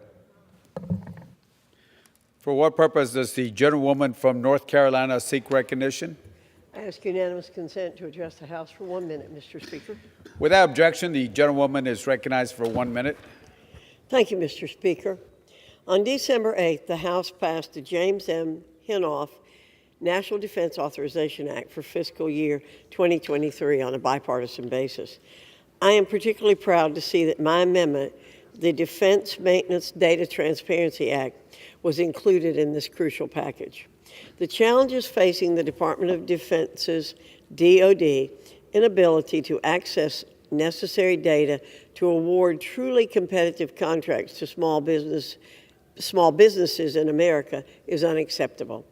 My amendment would direct the Secretary of Defense to clarify existing ambiguous terms in the U.S. Code, as well as in DoD's acquisition regulations that, once corrected, will help the DoD access the data it needs to promote greater opportunity for small businesses to compete for maintenance service contracts and has the potential to save millions of taxpayer dollars.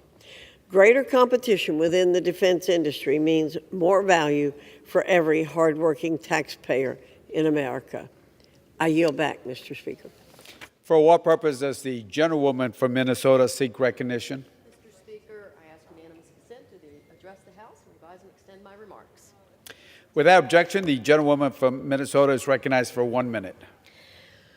Mr. Speaker, yesterday I was proud to watch the House pass my bill naming the South St. Paul, Minnesota Post Office after fallen South St. Paul police officer Leo Pavlik. In 1933, only 4 months on the force, and at just 38 years old, Officer Pavlik was shot and killed by the notorious Barker Karpus gang while assisting in a payroll delivery. To this day, he is the only South St. Paul officer to have been killed in the line of duty. In the 89 years since his death, Leo's children, grandchildren, and great-grandchildren have continued building the impressive legacy in law enforcement in our community.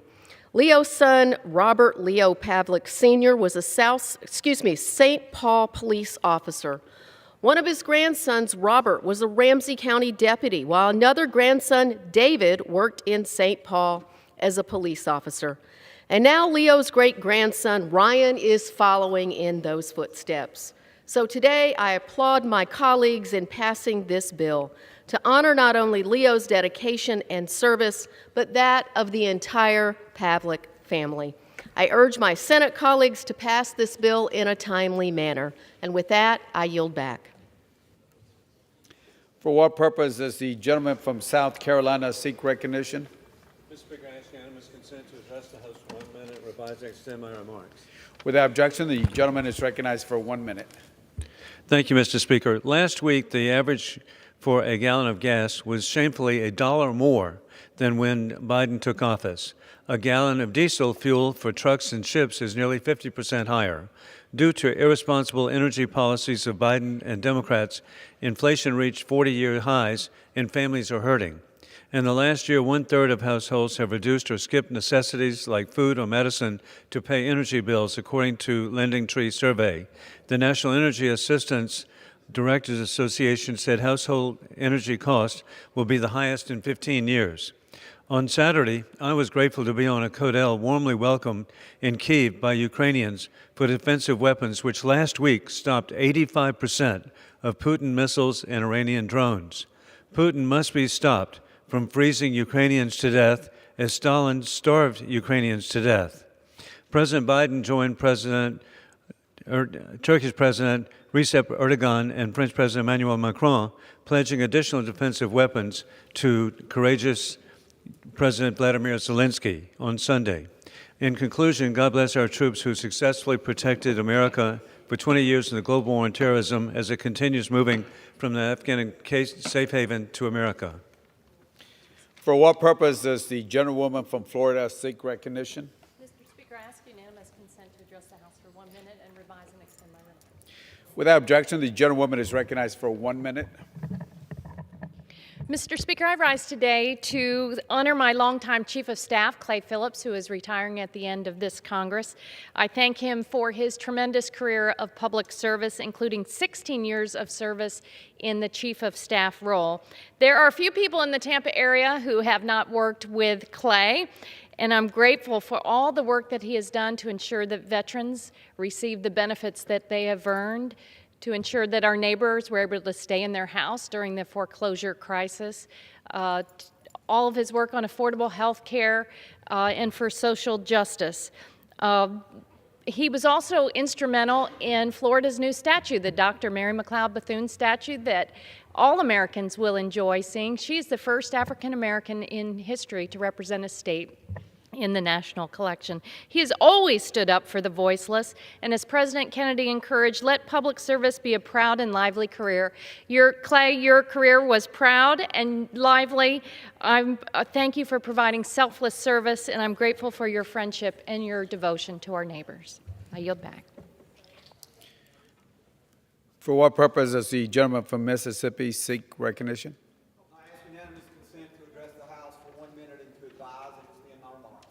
Without objection, the gentleman is recognized for 1 minute. I rise today to recognize the life of Mississippi State University head football coach Mike Leach, a man who left a substantial mark on the game of football and served as an inspiration for players and fans alike. Coach Leach was, in a word, unconventional. The air raid offense, which he brought to college football, changed the game of football forever. But the sports world will not soon forget Coach Leach's unique personality that entertained everyone who had the opportunity to listen to his good-humored interview style and memorable one-liners. I'm thankful that Coach Leach chose Mississippi State University as his new home in 2020. And the last 3 seasons with him at the helm have produced some of the most memorable football seasons in my lifetime.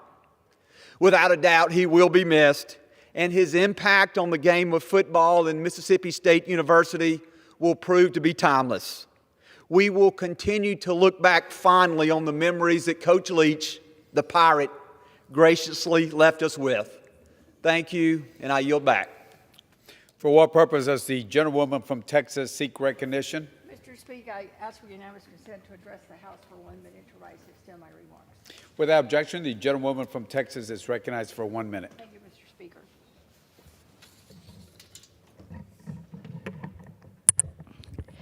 Mr. Speaker, as we come to the final days of this session, I rise to celebrate the remarkable accomplishments House Democrats delivered for the American people during the 117th Congress. While there are too many wins to mention, I'd like to make sure everyone knows that we've always put people over politics. Democrats will save 13 million Americans an average of $800 a year on their health insurance premiums. Democrats helped create a total of 10.3 million jobs. Democrats lowered the national unemployment rate to 3.7%, which is nearly a 50-year low. Democrats delivered the largest one-year reduction to the federal deficit in American history, a reduction of $1.5 trillion this year alone. Democrats passed many pro-women bills, like the Women's Health Protection Act, which protects a woman's right to make her own health care decisions. House Democrats did all this because we always put people over politics. We always have, and we always will. Thank you, Mr. Speaker, and I yield back. For what purpose does the gentleman from Alabama seek recognition? Mr. Speaker, I request unanimous consent to address the House for 1 minute and to revise and extend my remarks. Without objection, the gentleman from Alabama is recognized for 1 minute. Thank you, Mr. Speaker. I rise to recognize the life of Charles Red Farmer. Mr. Farmer was born on October 15, 1932 in Nashville, Tennessee. He began racing cars in the 1940s and is still competing today at age 90, having recently raced on the dirt track at Talladega Short Track in Alabama. Following military service in Korea and having obtained his NASCAR license, Red competed in his first Daytona Beach race in 1953 and went on to compete in the Daytona 500 a total of 8 times. In 1962, he moved to Hueytown, Alabama, and became a core member of the famous Alabama Gang. Red won a total of 4 NASCAR championships, winning the Modified Division Championship in 1956 and proceeding to collect 3 consecutive championships in NASCAR's late model sportsman's division from 1969 to 71, including the 1971 Permatex 300 at Daytona. He has won so many times on various tracks and across different divisions that the exact number of wins is unknown, but it is in excess of 750. In addition to driving, Red served as a crew chief for NASCAR Hall of Famer Davey Allison. Red is recognized as one of NASCAR's 50 greatest drivers. He is in the Alabama Sports Hall of Fame and the NASCAR Hall of Fame. Red married his late wife Joan in 1950 and has 3 children, Bonnie, Cindy, and Mike. Red's passion for racing and his determination to never retire, but to continue doing what he loves, even at the age of 90, is an inspiration to all of us. Now yield back. For what purpose does the gentlewoman from Arizona seek recognition? Mr. Speaker, I ask for unanimous consent to address the House for 1 minute and extend my remarks and about revise. Without objection, the gentlewoman is recognized for 1 minute. Thank you, Mr. Speaker. I rise today to celebrate the life of Brandon Caserta from Peoria, Arizona. Brandon was born on May 25, 1997, and everyone who knew him spoke of his kindness. Brandon grew up in a family dedicated to serving our nation. He followed in the footsteps of his father, Patrick, a retired United States Navy senior chief. By enlisting in the Navy, Brandon dreamed of one day joining our nation's elite in the United States Navy SEALs, and he eventually served as Petty Officer, 3rd Class, with Helicopter Sea Combat Squadron 28 in Norfolk, Virginia. Sadly, on June 25, 2018, Brandon tragically took his own life. In memory of their son, Brandon's parents, Terry and Patrick, began advocating for change to help prevent suicides among active duty military and veterans. Their dedication resulted in the inclusion of H.R. 3942, the Brandon Act, named after Brandon in the fiscal year 2022 National Defense Authorization Act.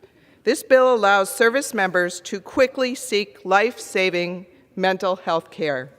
I am grateful for Terry and Patrick's dedication and their tireless effort to ensure that Brandon's legacy brings about meaningful change within our military. Thank you, and I yield back.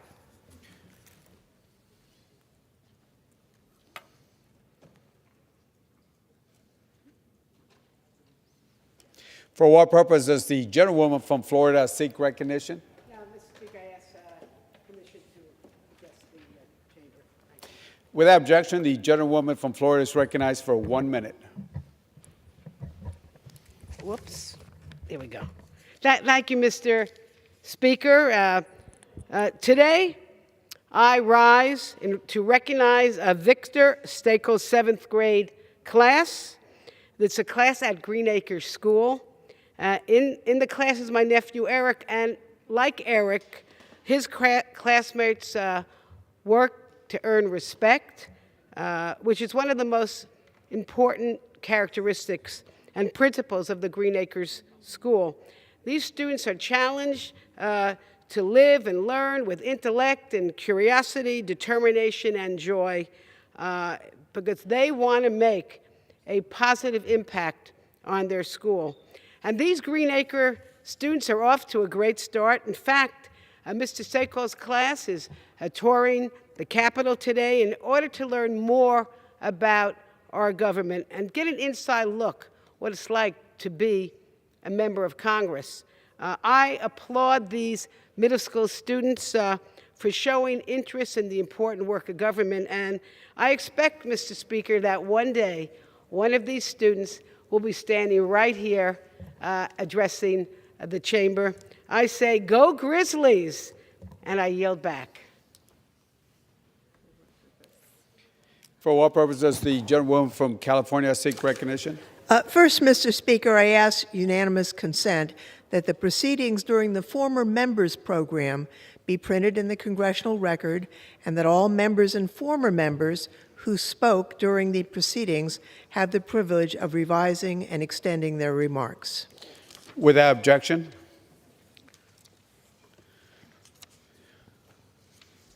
For what purpose does the gentlewoman from California seek recognition? Mr. Speaker, pursuant to House Resolution 1508, I call up H.R. 3648, the Equal Access to Green Cards for Legal Employment Act of 2022, and I ask for its immediate consideration in the House. The clerk will report the title of the bill. Union Calendar Number 267, H.R. 3648, a bill to amend the Immigration and Nationality Act to eliminate the per-country numerical limitation for employment-based immigrants, to increase the per-country numerical limitation for family-sponsored immigrants, and for other purposes.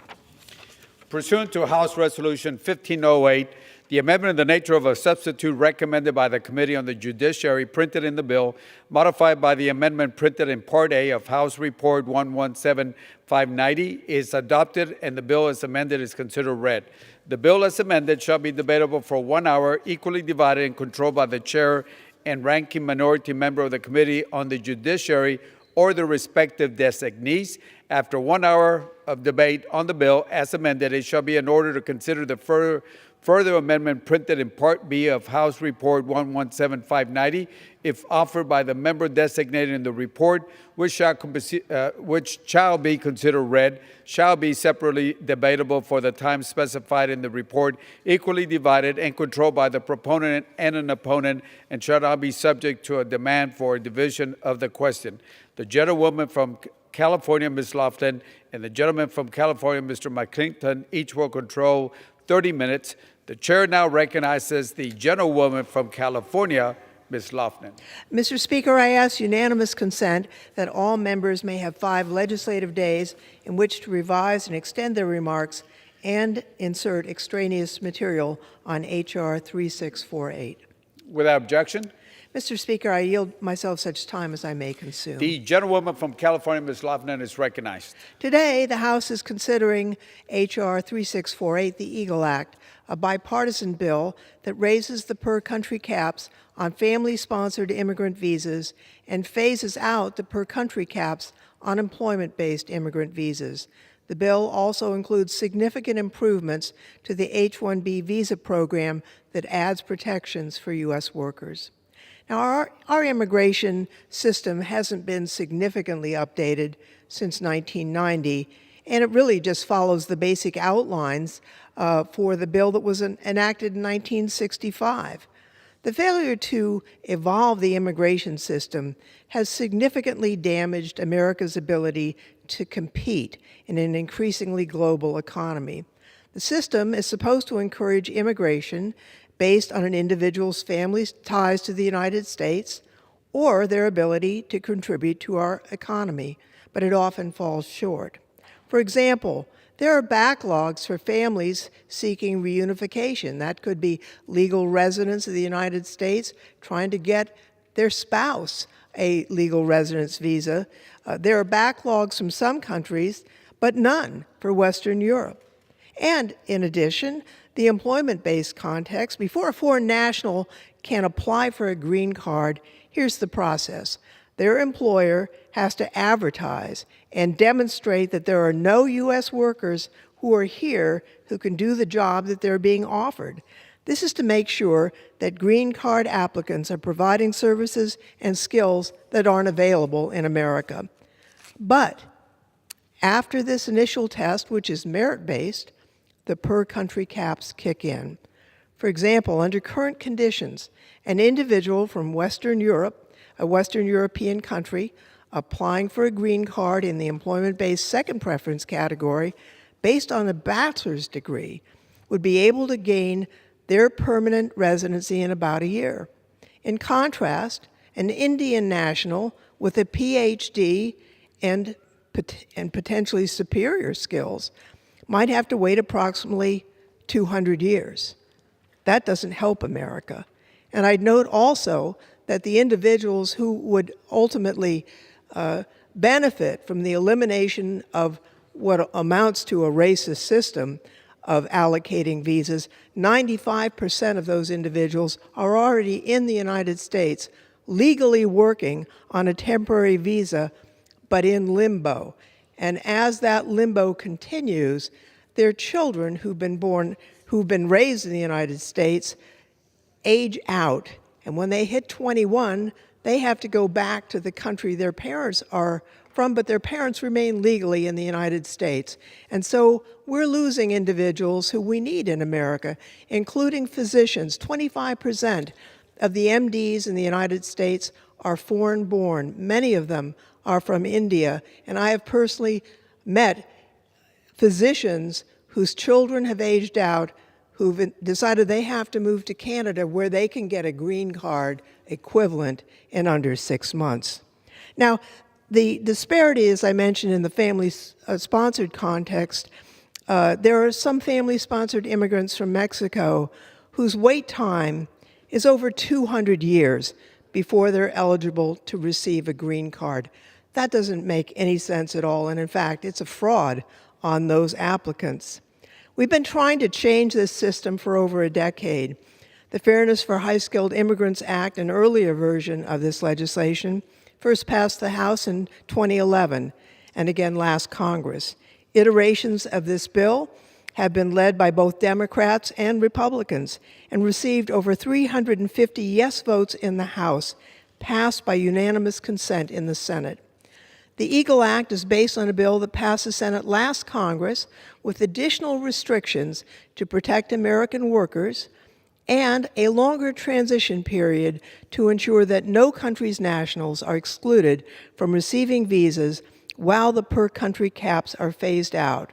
Why is this important? People base their expectations on the situation as it exists, and the Congressional Research Service has analyzed this bill and has stated that no one currently in line is negatively impacted by this legislation.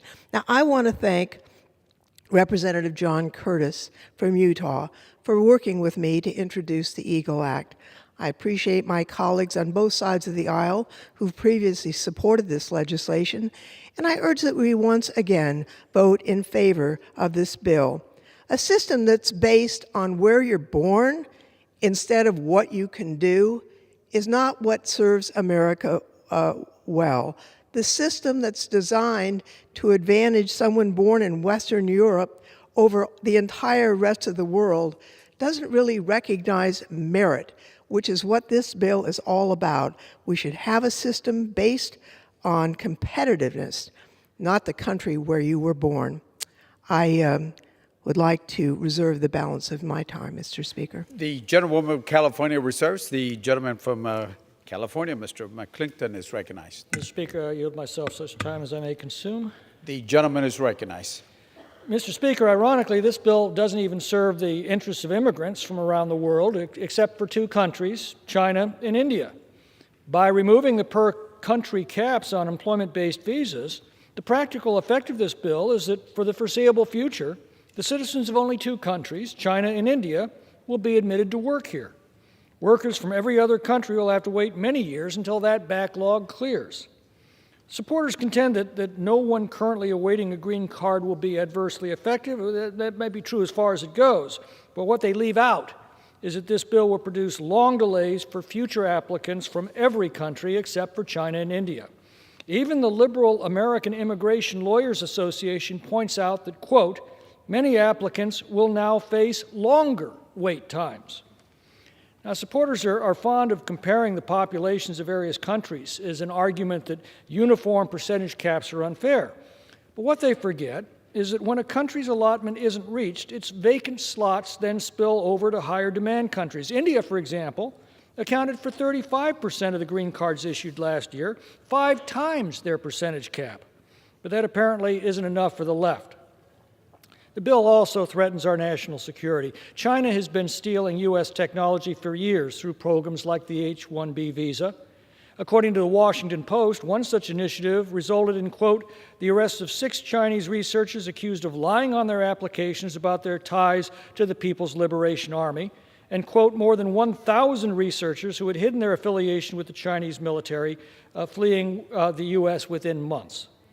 The supporters assure us that anyone with direct ties to the Chinese Communist Party is not eligible, but that completely ignores the fact that the CCP exerts coercive control over all Chinese nationals, whether or not they are CCP members, so this assurance is meaningless. As currently drafted, this bill would also result in the immediate exclusion from green cards of special immigrant religious workers from around the world for the next few years. Those cards will instead go to special immigrant juvenile green cards for unaccompanied alien children from the Northern Triangle countries. It is precisely this provision that's been exploited by the crime cartels in trafficking unaccompanied minors into this country, and this bill makes it worse. But the most pernicious provision allows certain temporary visa holders to file an application for adjustment for status despite the fact that no green card is available to them. That's the reason why you've got long delays that the gentlewoman mentioned. The result is that many temporary visas will essentially become permanent because the alien visa holders will be able to live and work in the U.S. as if they had a green card. And that raises an important question. What is it that the Democrats have against American workers? This bill's a direct attack on their job opportunities and livelihood. So much for the advice to unemployed fossil fuel workers. Well, just learn to code. But all this becomes a theater of the absurd in light of the mass illegal migration that the Democrats have aided, abetted, and encouraged since they reversed the Trump border measures that have finally secured our borders. It was no coincidence that as the flood of illegal migration slowed to a trickle, working-class families saw their biggest wage gains in decades, and the income gap between rich and poor began to narrow. Now that the borders have been collapsed by the Democrats, those wage gains have been wiped out as millions of illegal aliens are deliberately allowed into the country to compete with those struggling American families, and the Democrats remain silent on this continuing crisis. The American people had trusted the Democrats to look out for their interests, and they're now discovering how tragically misplaced that trust has been.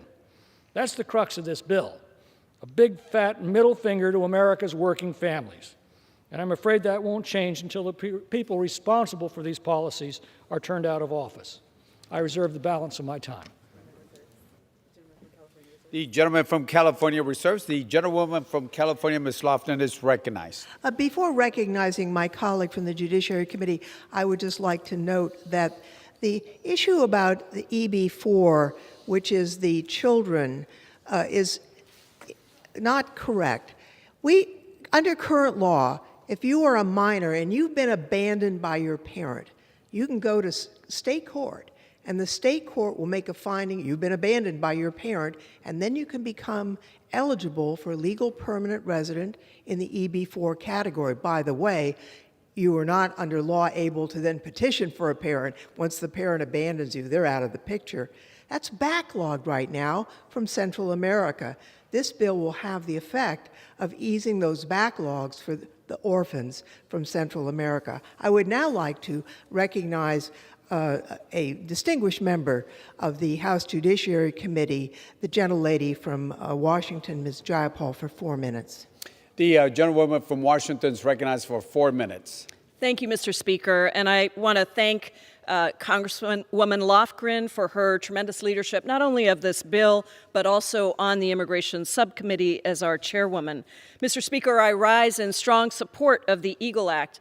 I believe I may be the only one or one of very few members of Congress who has actually been on an H-1B visa back when processing times to transition to a green card weren't nearly as bad as they are today. And it still took me 17 years and a multitude of visas to become a U.S. citizen. Today, an estimated 1.6 million people in the family backlog and 200,000 in the employment backlog will die in some cases before they receive green cards because of an arcane system that puts a 7% per country limit on employment and family-sponsored green cards. Many of the people that are stuck in this backlog are Asian immigrants, people who were denied the right to become U.S. citizens for most of U.S. history, from 1790 to 1952, through the Chinese Exclusion Act and the Supreme Court's 1923 decision barring Indians from becoming naturalized U.S. citizens.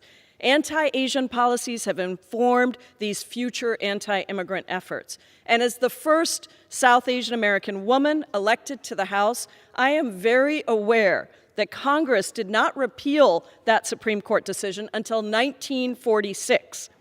The employment and family immigration process, established in 1965, provided the first meaningful ways for Asian immigrants to come to the United States. And it remains the main method of entry for Asian immigrants because many Asian immigrants cannot access other pathways, such as asylum or refugee status or diversity visas. However, because of the per-country caps, there are lengthy backlogs to secure permanent status. Those backlogs can last for decades or even lifetimes. Someone from India or Mexico currently experiences a 200-year wait to secure a green card, while nationals of other countries wait as little as 2 years or less. The EAGLE Act would simply ensure fairness by moving to a first-come, first-served system that would no longer discriminate by country of birth. And moreover, thanks to the bill's 9-year transition period beginning in October of 2024, it would not harm anyone that is currently in the backlog.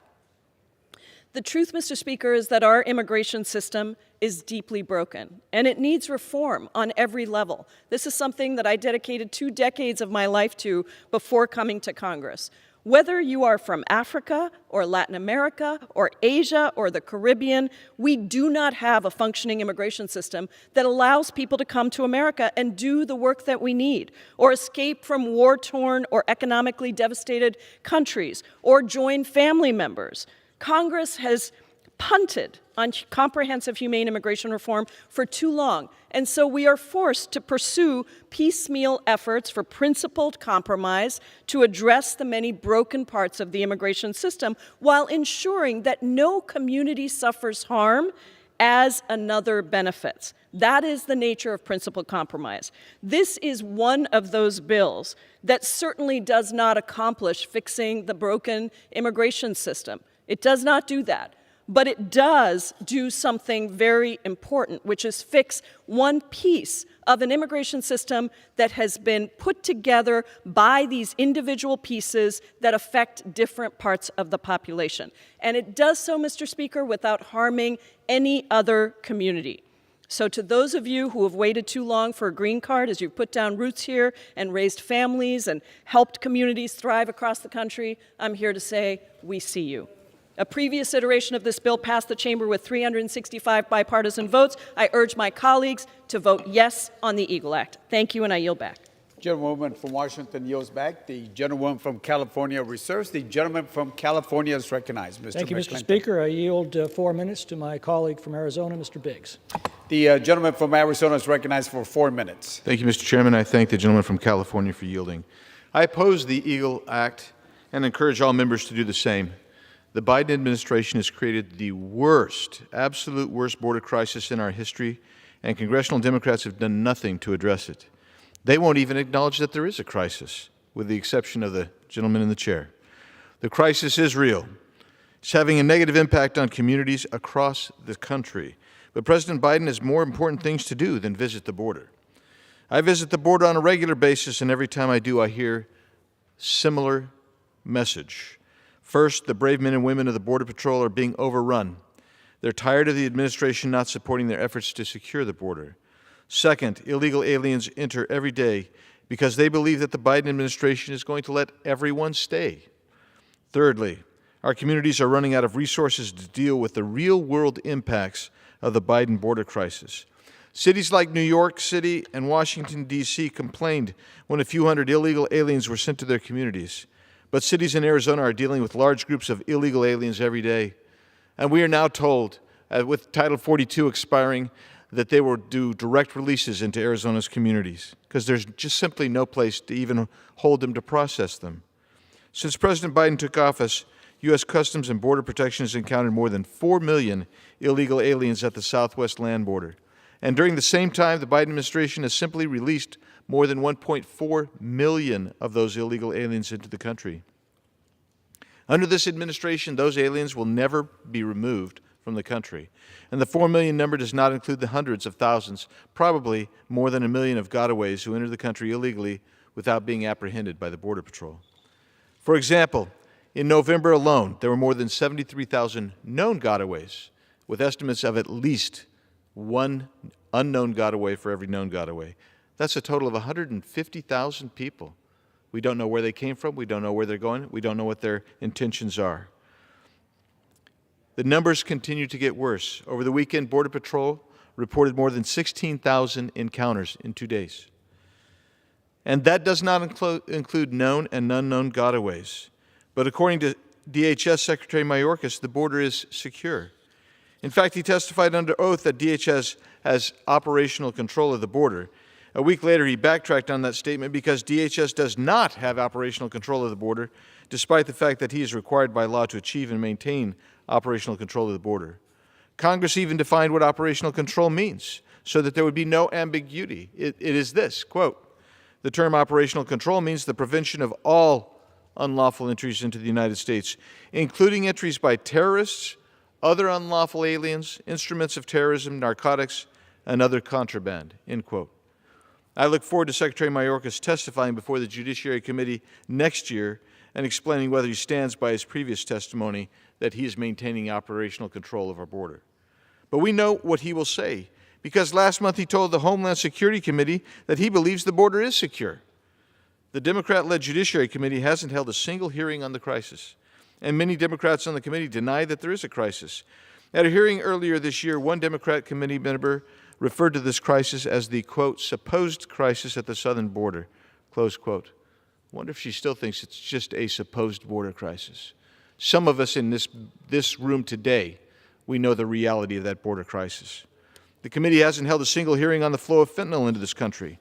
The committee hasn't held a single hearing on the increase in the number of Border Patrol encounters with illegal aliens on the terrorist watch list.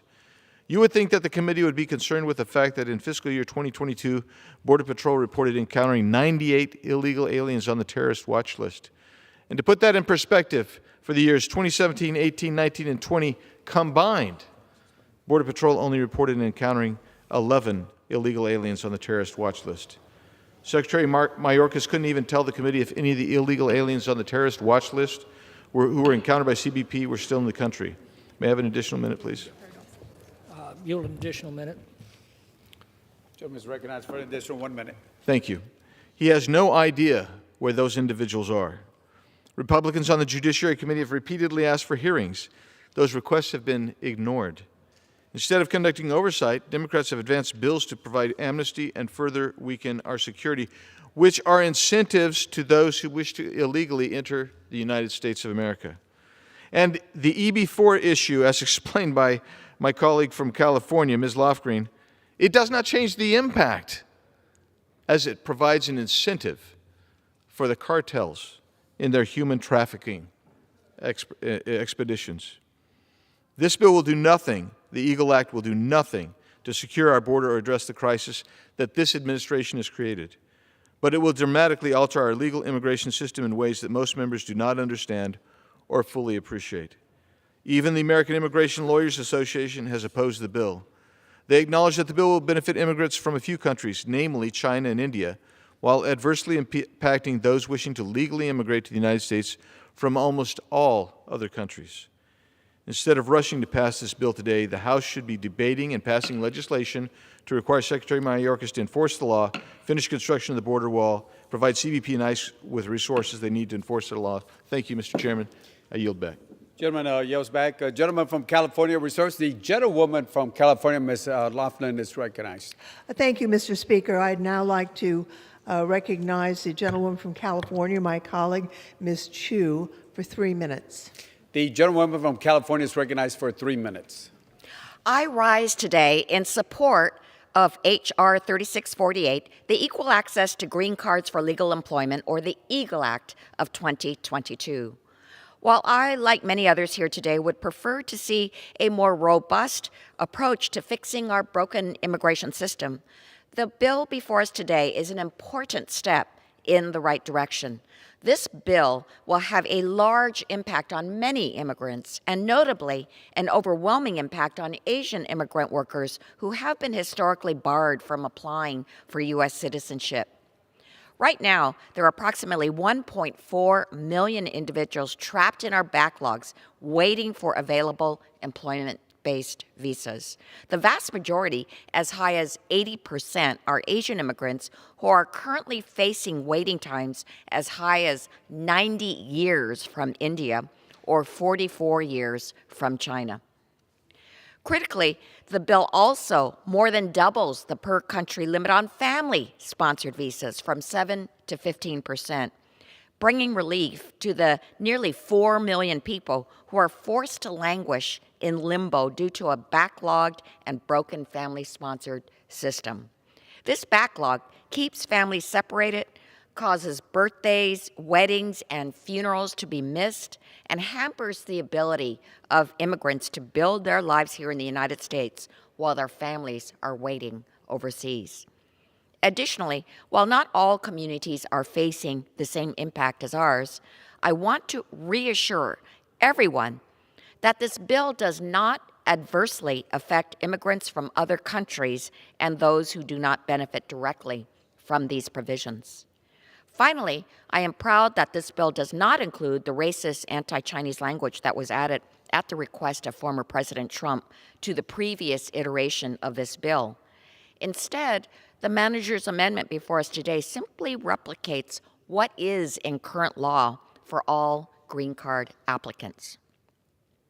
While I continue to push forward for more comprehensive action that addresses many other parts of our immigration system for all immigrant communities, we must not let the perfect be the enemy of the good, and pass this bill today in order to help hundreds of thousands of immigrants who are stuck in our employment visa backlogs. The gentlewoman yields back. The gentlewoman from California, Ms. Laughlin, is reserving. Gentleman from California, Mr. McClinton. Thank you, Mr. Speaker. I yield 4 minutes to the gentleman from North Carolina, Mr. Bishop. The gentleman from North Carolina is recognized for 4 minutes. Thank you, Mr. Speaker. I thank the gentleman from California.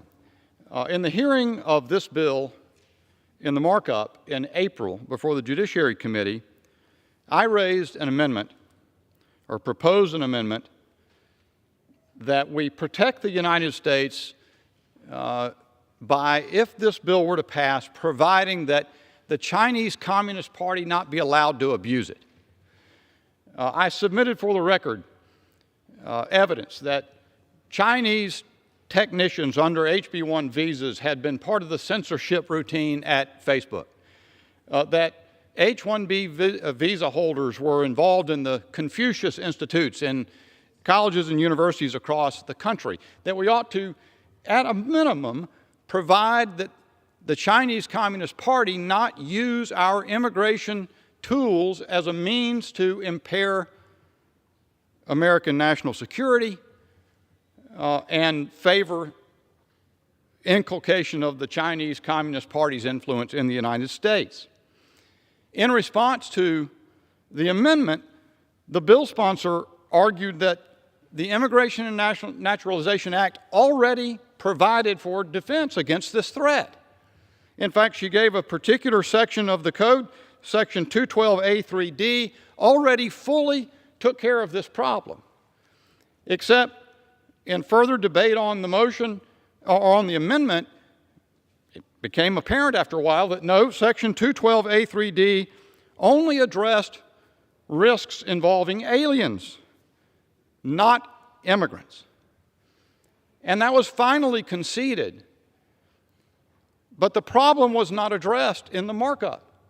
Now, as the bill comes to the floor today, it comes with a manager's amendment, not vetted in the Judiciary Committee as it should have been that day, and it doesn't do the job. It is loaded with exceptions that raise subjective questions that may be circumvented by agents of the Chinese Communist Party to come into the United States exploiting this greater latitude for these visas. And I believe the bill sponsor spoke to it in her opening comments, that there's an exception. Yeah, okay, the Chinese Communist Party can't take advantage of this, but if somebody's an involuntary member in the Chinese Communist Party, or they accept membership in the Chinese Communist Party for the purpose of obtaining employment, well, they're not going to be excluded. Well, who won't say that that's what happened? And who's to decide now who was an involuntary member or one who was eager to participate? There are exceptions for close family members, exceptions for past membership. We'll offer a motion to recommit that will eliminate those exceptions. The motion to recommit would prevent the Department of Homeland Security from issuing an H-1B visa to anyone who is or was a member of a communist party or totalitarian party. It's just that simple. Why, if this is harmless and helpful, is the Democrat Party so reluctant to provide for the most elemental of protection for the American people, that it not be exploited by the Chinese Communist Party, the most notorious adversary of the United States in the world, and to be done simply and completely so that, above all, we protect America in the course of doing this. And so, Mr. Speaker, if we adopt the motion to recommit, we will instruct the Committee on the Judiciary to consider my amendment to H.R. 3648 to provide real safeguards against Chinese Communist Party influence and espionage. I ask unanimous consent to insert the text of the amendment in the record immediately prior to the vote on the motion to recommit. I yield back. Without objection, gentleman yields back. Gentleman from California reserves. Gentlewoman from California is recognized. Thank you, Mr. Speaker. I do want to address the issue of membership in the Communist Party. It has long been part of the Immigration and Nationality Act that if you're a member, you're not admissible. And I'll read you the section. Any immigrant who is or has been a member of or affiliated with the Communist or any other totalitarian party or subdivision or affiliate thereof, domestic or foreign, is inadmissible. Now, there are some exceptions. For example, if your membership was not willing, and we do know that in some cases, and it's not just China, Russia signed up essentially Boy Scouts as members of the Communist Party against their will, and they were, 12. So the consular officer can find exceptions based on that, and that's sensible. Now, the one point that the gentleman did make in committee had to do with applying explicitly this Communist Party inadmissibility provision to H-1B applicants. And we did take him up on that suggestion. In fact, that is a reasonable thing to do, and the gentleman made that point because H-1B visa applicants have dual intent. And so the application is eminently reasonable when it comes to those dual intent immigrants. And although we did not draft the amendment at the markup, we did contact the gentleman's legislative director and went back and forth with the lawyers on the staff, so there was full knowledge of this provision. And I thank the gentleman for raising the issue. There's been complaints that we haven't had hearings. We've had a lot of hearings on this issue. And in fact, I can recall so well physicians. A quarter of the physicians in the United States are foreign-born. And most of those MDs were born in India. And they're providing medical services to underserved communities throughout the United States. And I've met many of them. We had testimony from them at our hearing in the Judiciary Committee.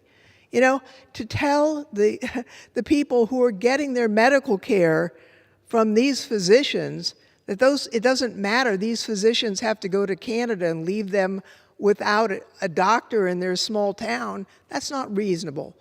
And failure to act will result in that type of situation. In fact, is already resulting in that type of situation. So, Mr. Speaker, I would now reserve the balance of my time. California, Ms. Laughlin reserves. Gentleman from California is recognized. Mr. Speaker, I yield 3 minutes to the gentleman from Texas, Mr. Roy.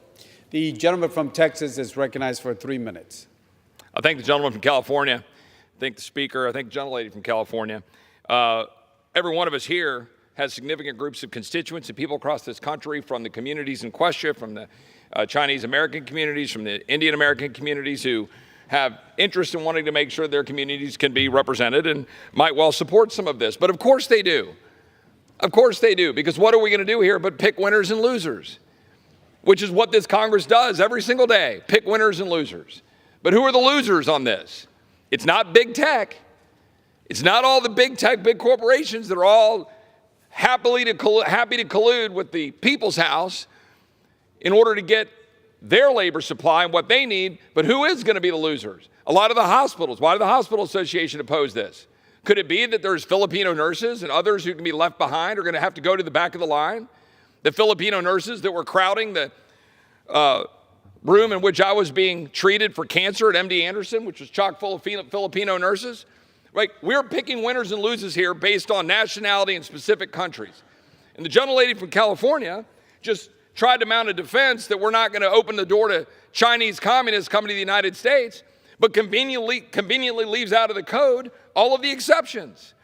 The exception for involuntary membership, the exception for past membership, the exception for close family members. I mean, any idiot could drive a truck through those holes, right? This is not a hard thing to understand what's happening.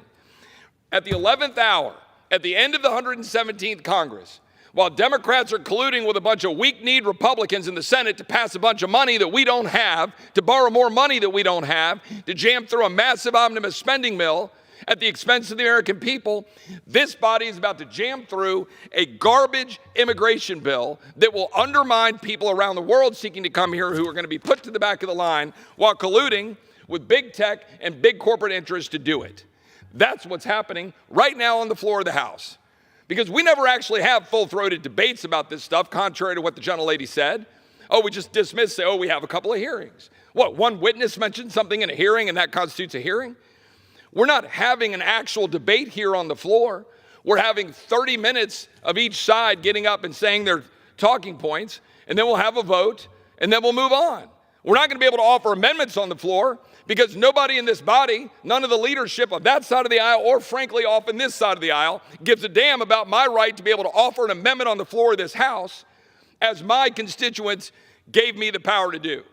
We're here trying to defend the interest of having an immigration policy that is not based on the interest of one industry at the expense of countless other industries and at the expense of an immigration system that actually works.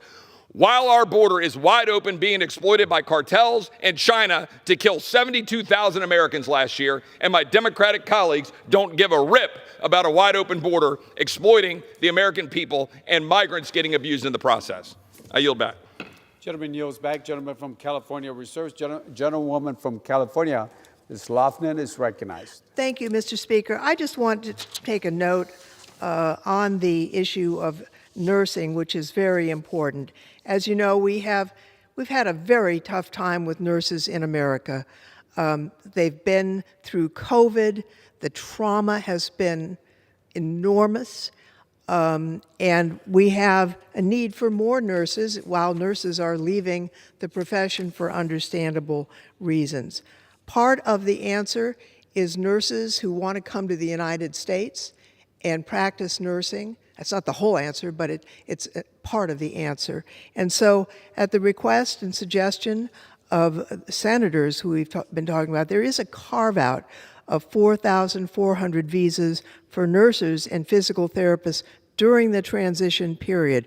We think once the transition is over, it will be adequately accommodated, but during that transition, that is included. And I would note that the Society of Hospital Medicine does support this bill. We had, 3 hearings in the Immigration Subcommittee on this topic, and I think we had an understanding on the subcommittee kind of what all the issues were. This is our best effort at dealing with those issues. It has received broad support in the past, bipartisan support in the past, and I hope it would do so again. And with that, I would reserve my time. The gentlewoman reserves. Gentleman from California is recognized. We're prepared to close, if the gentlelady is. We were waiting, but our other speakers haven't arrived, so we're prepared to close as well. Here we go. Okay. The gentleman from California is recognized. Thank you. Mr. Speaker, I think it's important to note why we have those per-country caps. Ours is a nation of immigrants. Except for those descended from Native Americans, every one of us is an immigrant or the descendant of an immigrant.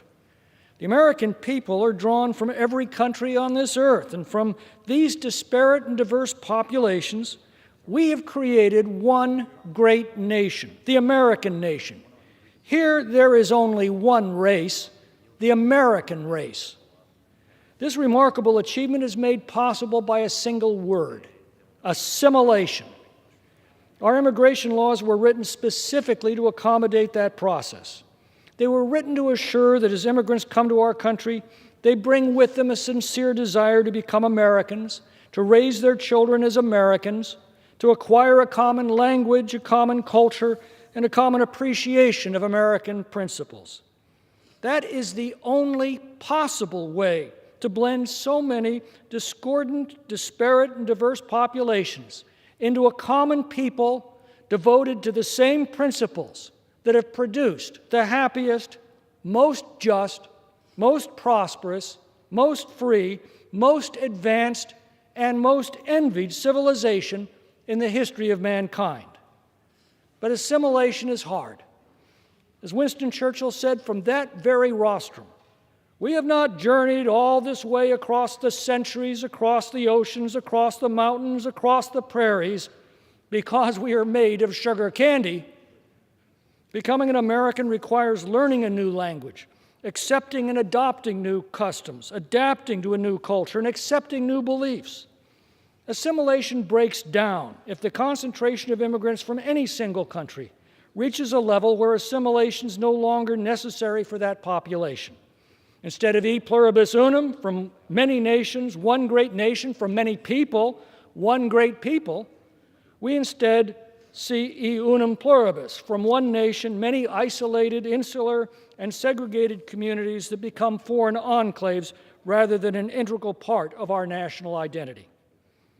We have all heard the heartbreaking tales of American workers not only being displaced by foreign workers, but being forced to train their replacements as a condition of severance pay. This bill assures a never-ending supply of foreign labor for American corporations. Under this bill, any alien on an employment-based green card waiting list for more than 2 years could apply for adjustment of that status.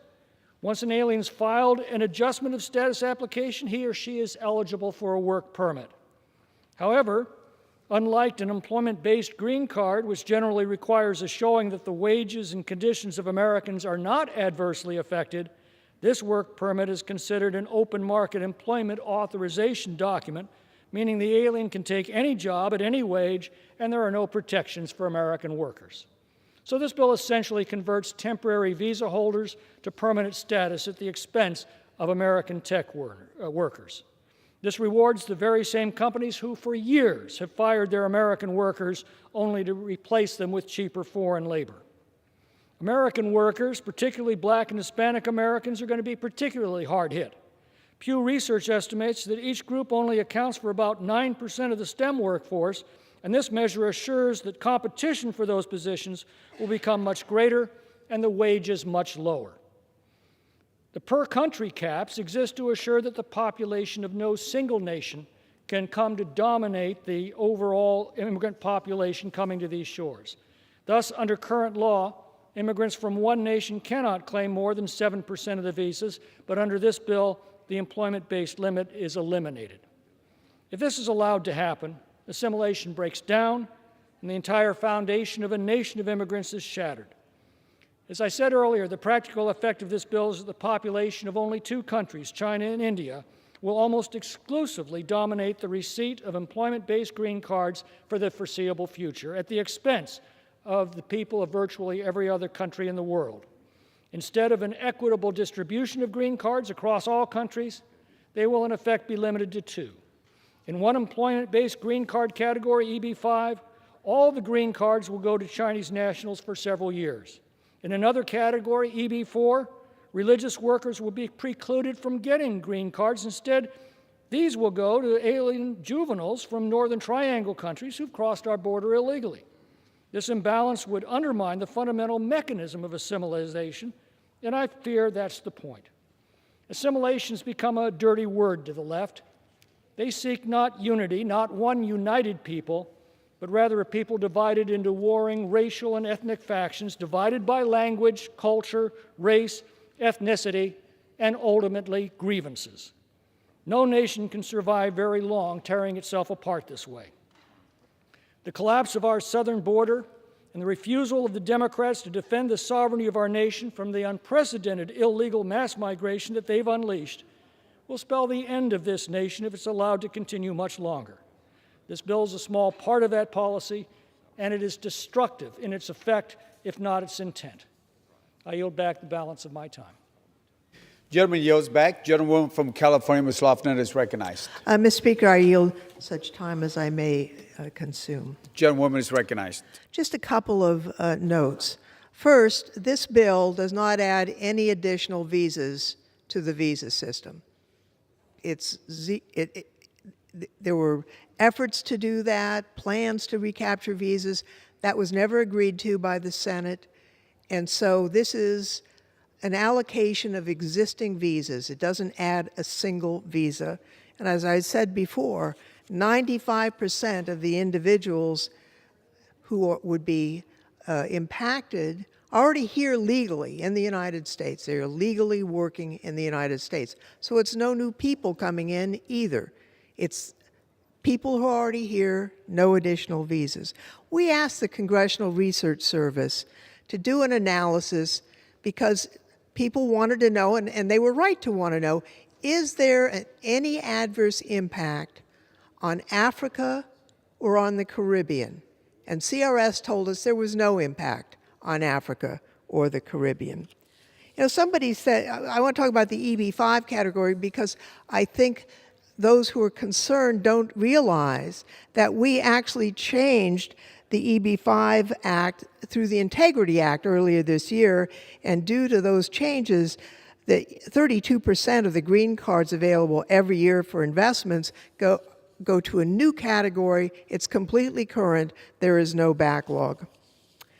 I just want to talk a little bit about what we're doing here. My colleague from California said, you know, we're talking about picking winners and losers. You know, in 1965, the Congress did pick winners and losers when they designed this structure. The winners were Western Europe, and the losers were everyone else. Now, that system, although not, I'm sure, intended to be called racist, did advantage people from Western Europe to the disadvantage of the rest of the world, and we're still working on that system today. I think it's time to change that system. It's time to move to merit, not to race, not to the country you were born in. I'm not accusing any critics of this bill. I'm not talking about their motivation, but the fact is, if we don't change this system, we're supporting something that we did in 1965 that really has an effect of having race play a role in who gets a visa instead of merit on the employment side. I don't think that serves our country well. Put aside for a minute our ideals just to discuss the economic impact. We do well economically when the very most able people who want to come here and be Americans, to start companies, to invent things, are able to do so. The current system throws a wrench into that, and it's not good for the United States of America. I hope once again that we can vote to approve this bill. It doesn't do everything I'd like to do in reforming immigration law. As the gentleman knows, I have worked for many decades to do a variety of improvements, but this fixes something. Let's not say we can't do anything unless we do everything. That is a path towards mediocrity. Let's do what we can do to make this system work better, to move it away from its racist origins, and have a system based on merit. And with that, Mr. Speaker, I yield back. Gentlewoman yields back. All the time for debate on the bill has expired. The chair understands that the amendment printed in Part B of House Report 117590 would not be offered. Pursuant to the rule, the previous question is ordered on the bill. The question is on the engrossment in the third reading of the bill. Those in favor say aye. Those opposed say no. The ayes have it. Third reading. A bill to amend the Immigration and Nationality Act to eliminate the per-country numerical limitation for employment-based immigrants, to increase the per-country numerical limitation for family-sponsored immigrants, and for other purposes. For what purpose does the gentleman from North Carolina seek recognition? Mr. Speaker, I have a motion to recommit at the desk. The clerk will report the motion. Mr. Bishop of North Carolina moves to recommit the bill, H.R. 3648, to the Committee on the Judiciary. Pursuant to Clause 2B of Rule 19, the previous question is ordered on the motion to recommit. The question is on the motion. All those in favor say aye. Those opposed say no. The no have it. The motion is not agreed. Gentleman from North Carolina. Mr. Speaker, on that I request the yeas and nays. The yeas and nays are requested. Those favoring a vote by the yeas and nays will rise. A sufficient number have risen. The yeas and nays are ordered. Pursuant to Clause 8 of Rule 20, further proceedings on this question will be postponed. Pursuant to Clause 8 of Rule 20, the unfinished business is a vote on the motion of the Gentlewoman of the District of Columbia, Ms. Norton, to suspend the rules and concur in the Senate amendment to H.R. 7535, on which the yeas and nays are ordered. The clerk will report the title. H.R. 7535, an act to encourage the migration of federal government information technology systems to quantum-resistant cryptography and for other purposes. Senate amendment.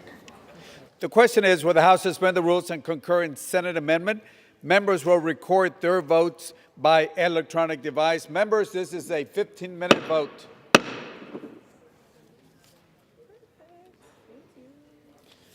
Here's my vote.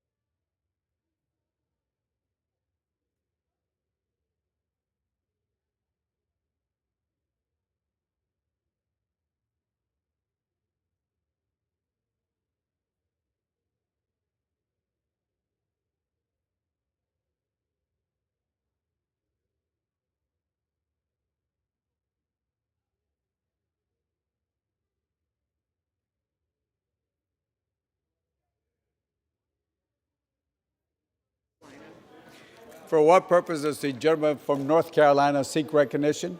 Mr. Speaker, as a member designated by Mr. Clyburn of South Carolina, I inform the House that Mr. Clyburn will vote yes. He will vote yes on the Senate amendment to H.R. 7535. Thank you.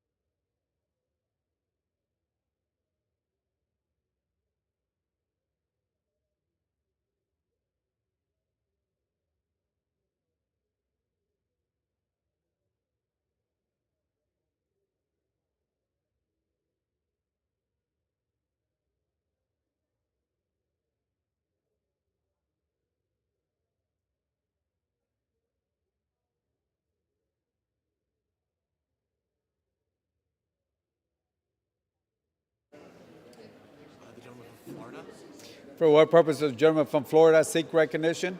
Mr. Speaker, as the member designated by Mr. Cawthorn of North Carolina, I inform the House that Mr. Cawthorn will vote yes on the measure.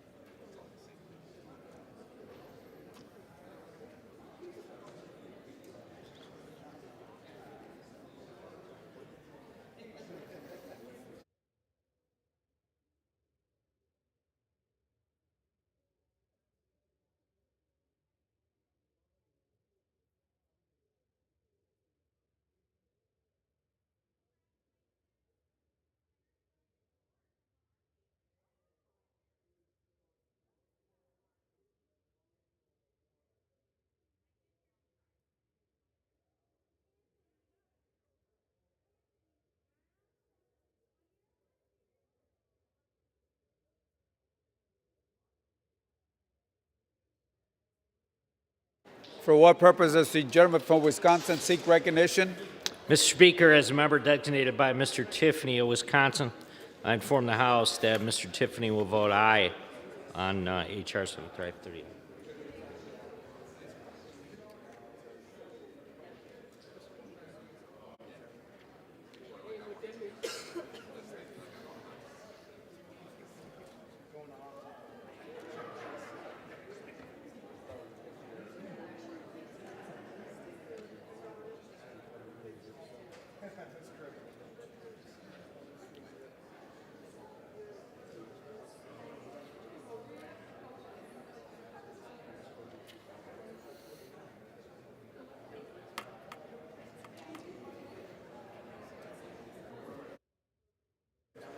For what purpose does the gentleman from New York seek recognition? Mr. Speaker, as the member designated by Mr. Jacobs of New York, I inform the House Mr. Jacobs will vote yea on H.R. 7535.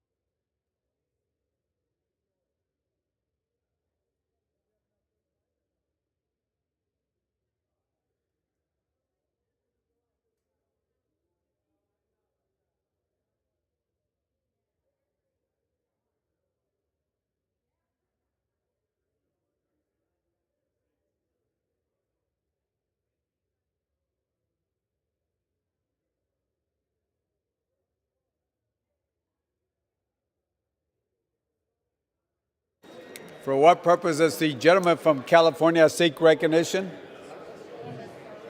Mr. Speaker, as member designated by Congress members Maureen Newman, Linda Sanchez, Adriano Espaillat, Marilyn Strickland, and Raul Grijalva, I inform the House that these members will vote yes on H.R. 7535.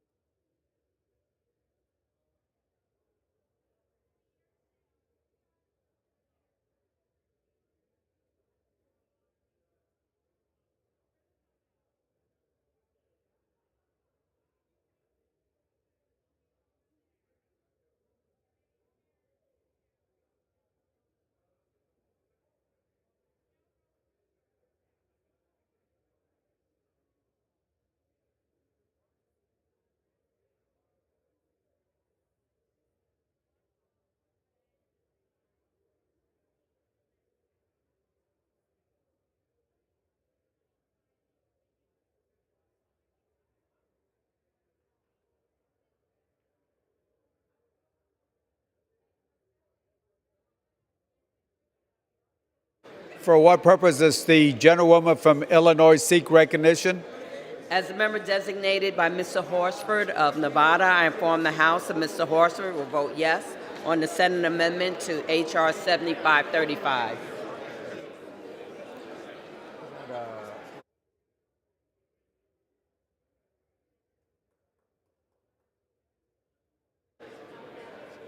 For what purpose does the gentleman from Pennsylvania seek Speaker, as a member recognition? designated by Mr. Dory of Pennsylvania, pursuant to our resolution A, and for the House that Mr. Dory vote yes on H.R. 7535.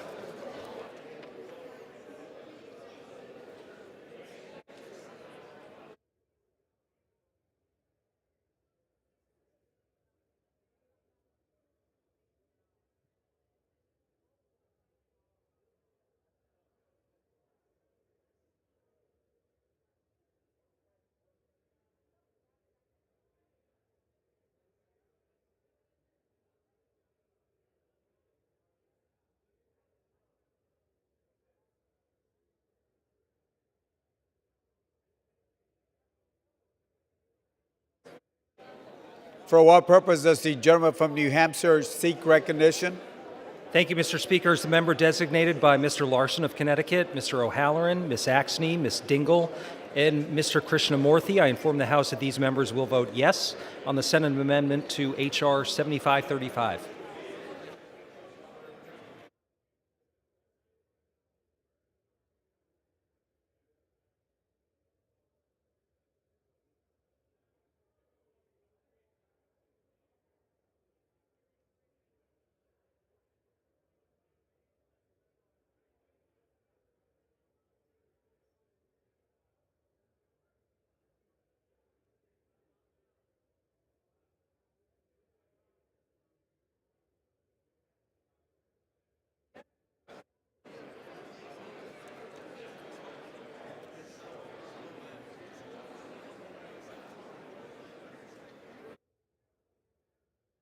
For what purpose does the gentleman from New Jersey seek recognition? Mr. Speaker, as the member designated by Ms. Ann Kirkpatrick, Albio Sirius, Peter Welch, Gina Titus, Eddie Bernice Johnson, Bill Pascrell, Andy Kim, Donald Norcross, and Peter DeFazio, I inform the House that these members will vote yes on the Senate amendment to H.R. 7535.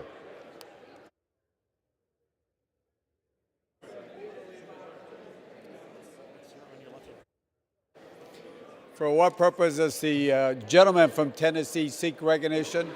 Thank you, Mr. Speaker.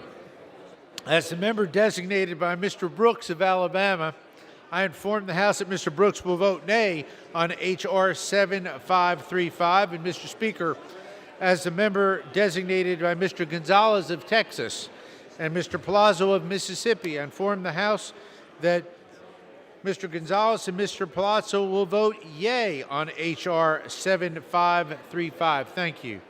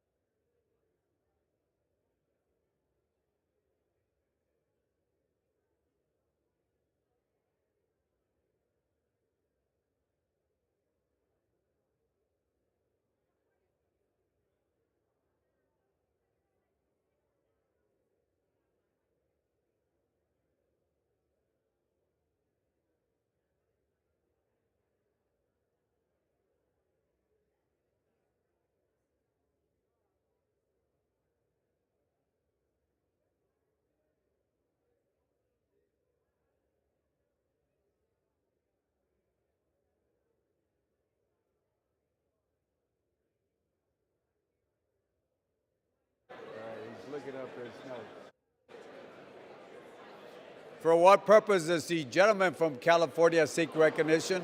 Mr. Speaker, as the member designated by Ms. Meng of New York, pursuant to H-Res 8, I inform the House that Ms. Meng will vote yea on S amendment to H.R. 7535.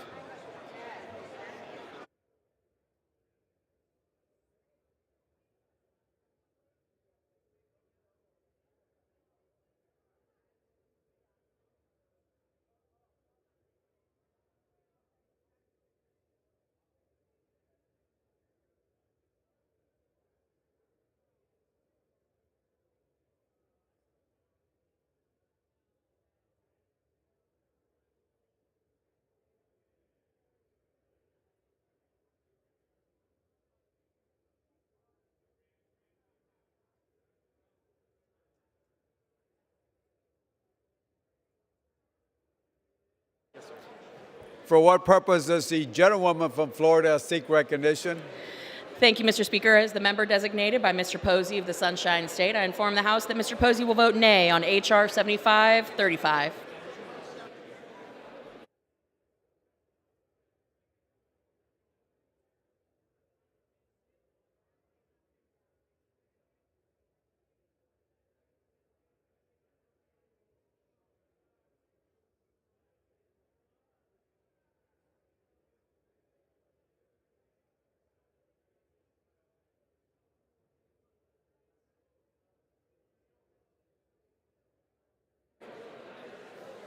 For what purpose does the gentleman from Texas seek recognition? Speaker Cuellar is the gentleman designated by Mr. Paul Gold, of the great state of Arizona, and Mr. Tom Rice, of the great state of South Carolina, and Mr. Michael Bird, of the great state of Texas. I inform the House that they all vote aye on 7535.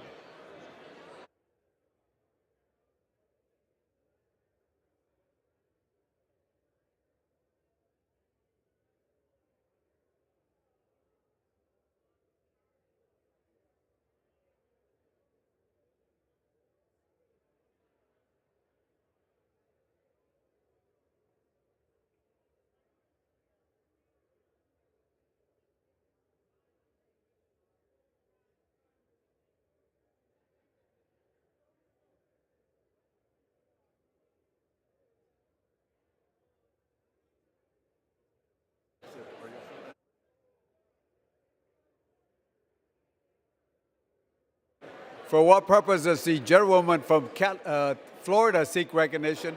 Thank you, Mr. Speaker. As the member designated by Mr. Posey of Florida, I inform the House that Mr. Posey will now vote yea on H.R. 7535.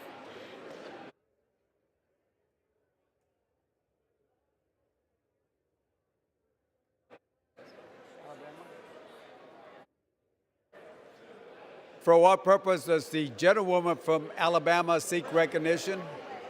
As a member designated by Mr. Cicilline of Rhode Island, I inform the House that Mr. Cicilline of Rhode Island will vote yes on the Senate Amendment H.R. 7535.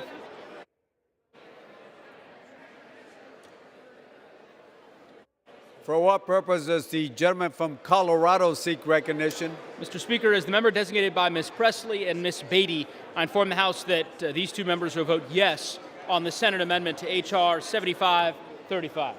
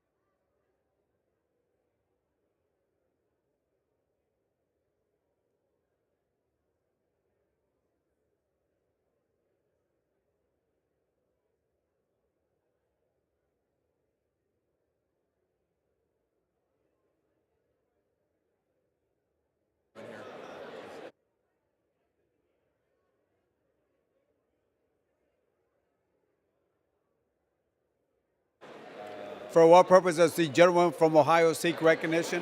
As the member designated by Ms. Schifferlis McCormick, I inform the House that she will vote yes on the Senate amendment to H.R. 7535.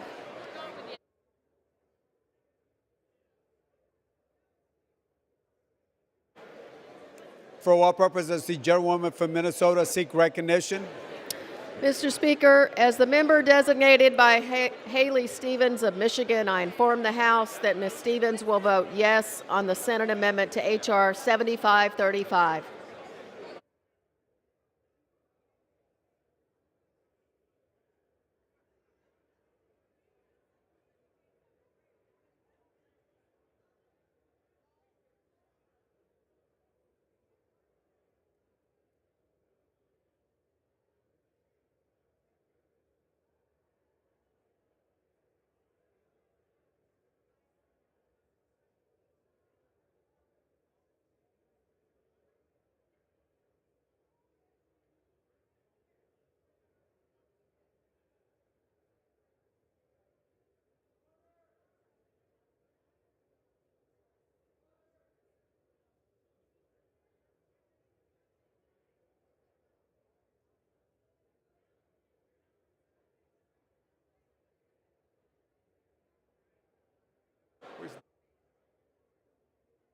For what purpose does the gentlewoman from Texas seek recognition?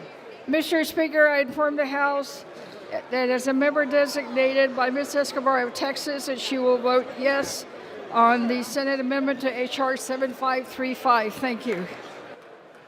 For what purpose does the gentleman from Michigan seek recognition? Mr. Speaker, as a member designated by Mr. Molnar of Michigan, I inform the House that Mr. Molnar will vote yea on H.R. 7535.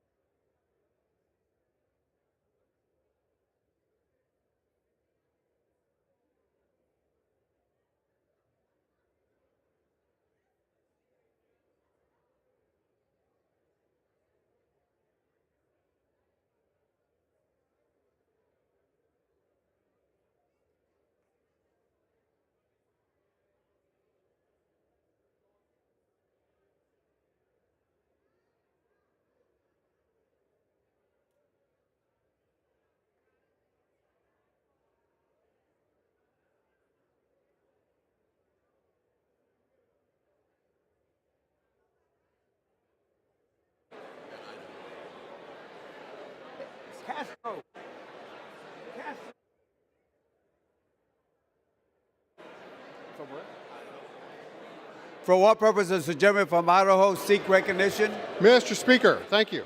As member designated by Mr. Mike Simpson of the state of Idaho, I inform the House that Mr. Simpson will vote yes on H.R. 7535. For what purpose does the gentleman from Virginia seek recognition? Mr. Speaker, as a member designated by Ms. Porter, Mr. Rush, and Mr.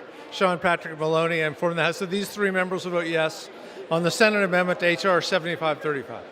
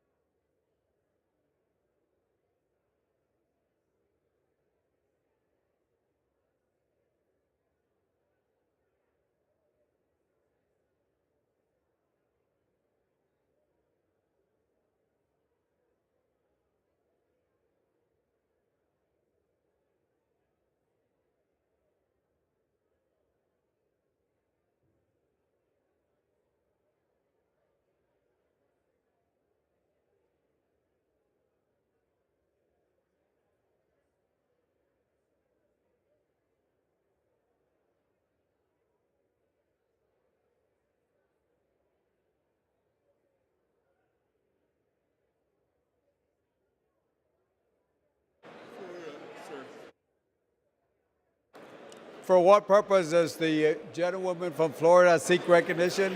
As the member designated by Dr. Dunn of Florida, I inform the House that Dr. Dunn will vote yes on the Senate Amendment 7535. Thank you.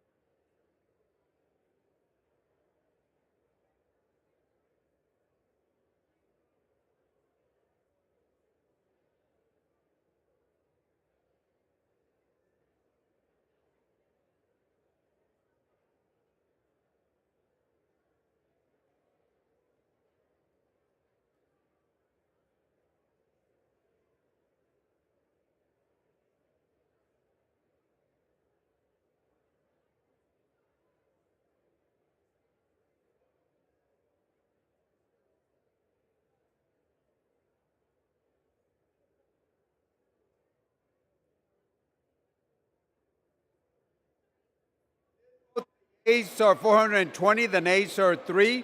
Two-thirds being the affirmative, the rules are suspended. The Senate amendments agreed to, and without objection, the motion to reconsider is laid on the table.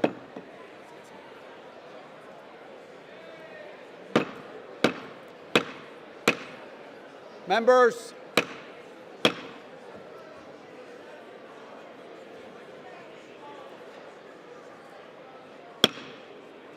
members,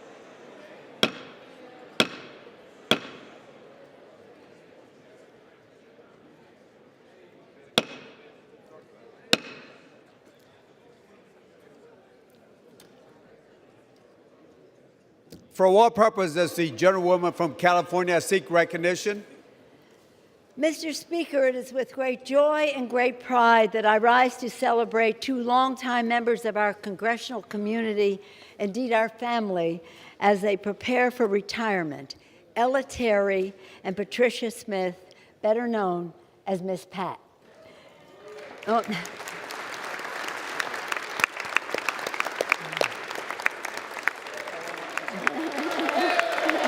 Stand up.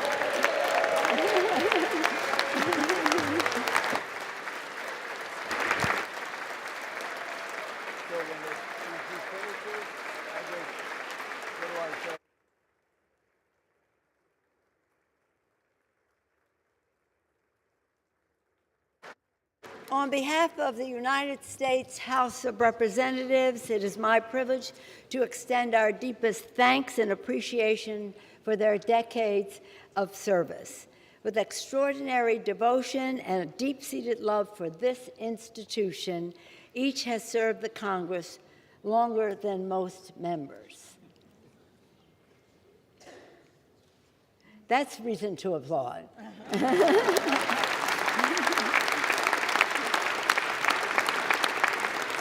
Ahead of their well-earned retirements, let me wish them both well, and to see them go, we are so grateful for their many, many years of service that they have given us.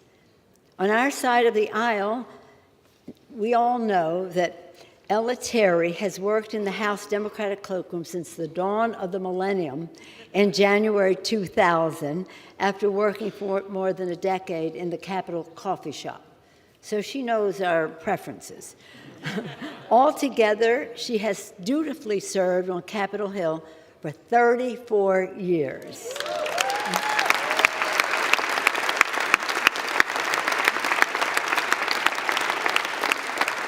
Stand up with me when I talk about you. Let's stand up together here. A warm, caring, steadfast presence, a sunny smile. No matter how arduous things may be going on in the floor of the cloakroom, with Ella, no one is a stranger. Everyone is a friend. She is a bedrock member of our family here in the House. When Congresswoman Gabby Giffords first returned to the floor after the heinous attack on her life, Ella embraced Gabby and told her through tears, "I am so proud of you." Gabby was so proud of you, too. The late Elijah Cummings, Mr. Chairman Elijah Cummings, once told his colleagues, "Miss Ella is my personal advisor."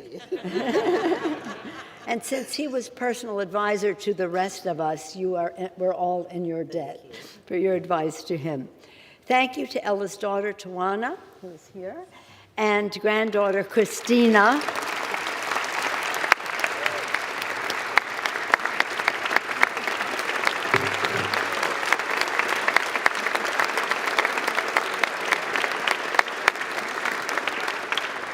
Thank you for being with us, and to your entire family, for sharing you with us for so many years. Across the aisle, Miss Pat has brought that same unwavering dedication to her service in the House Republican cloakroom. For nearly 5 decades, Ms. Pat has been a cherished colleague in the Capitol, first in the House dining room and in the Longworth House office building, and then for 36 years just off the floor of the House.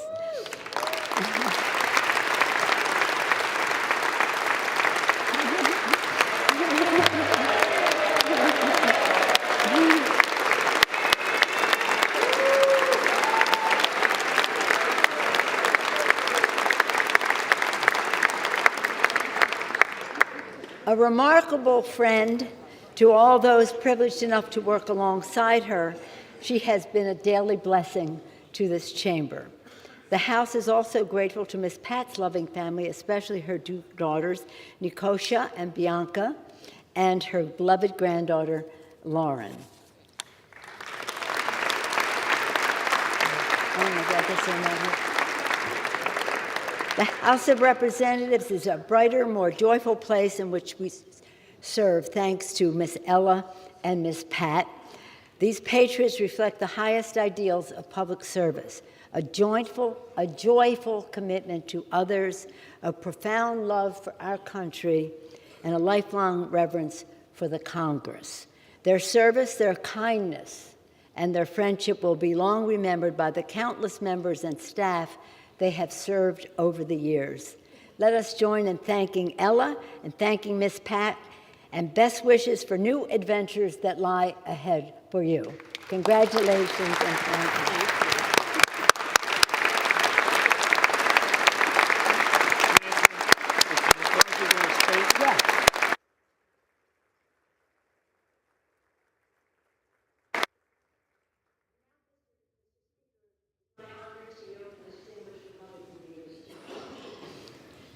I thank the Speaker for yielding, and I do want to congratulate and thank Ella, who Speaker Pelosi just mentioned, for 34 years of service to Congress, including 22 in the Democratic cloakroom. It didn't matter what we were saying or what we were fighting here, but when people walked back in the cloakroom, people were more united for all your help, so thank you for that work.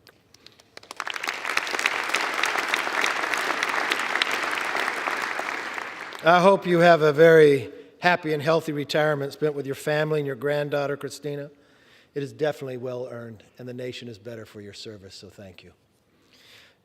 Mr. Speaker, I rise today to honor Patricia Smith, or as everyone around here knows, Miss Pat, who is retiring from the House this Friday after 46 years of service.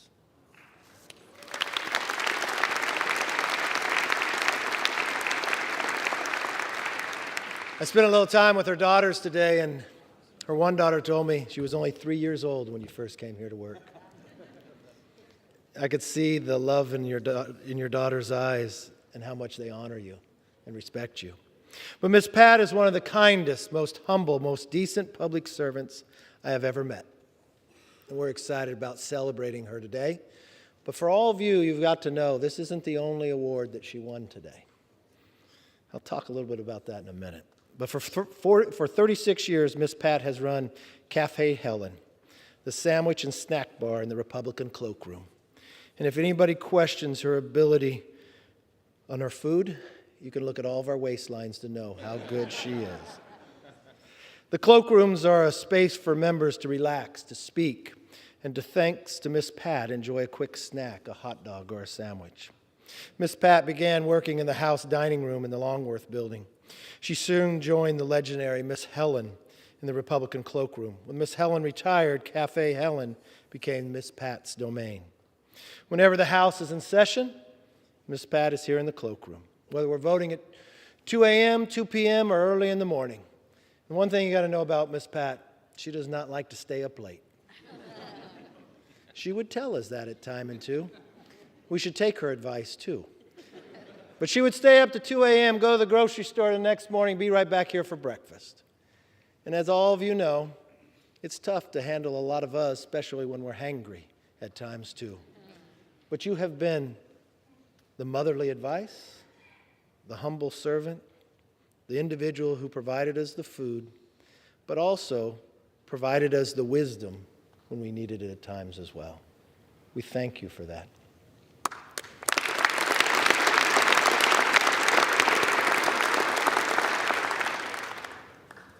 To every member she encounters, Miss Pat is more than part of this institution. She is part of the family, just as we are part of her family as well.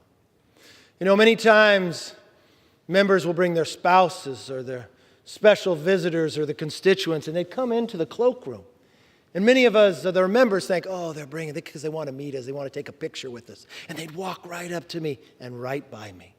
Because what they really wanted to do is introduce Miss Pat to their family, because that's what you've meant to us, and that's what you always mean to us. You've always been that humble one. In a town of spotlight seekers, Miss Pat is a lighthouse, shining a path for us with her motherly advice and words of wisdom. You always had humility, but you always had faith, and you shared it with us. And I guess when we sit through this, when I talked about this isn't her only award, earlier this morning we presented her with one of the highest awards that Congress can give to a staff, the McCormick Award for Excellence, named after a former speaker. When you walk the halls over here, you'll see a big plaque with the names of each individual who have won it through the years. It was named after the speaker on who we can honor as a staffer who cared about the institution. Not about a party, but an institution. And for 46 years, you have lived up to that. Yep.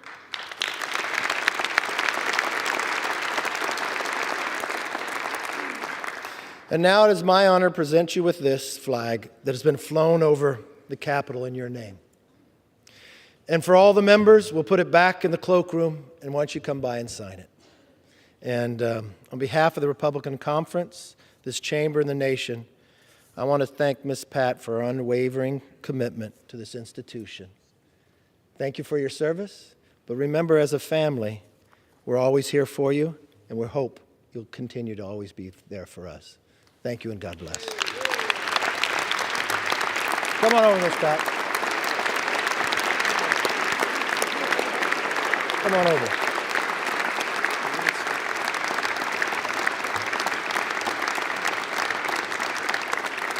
I want to say thank you.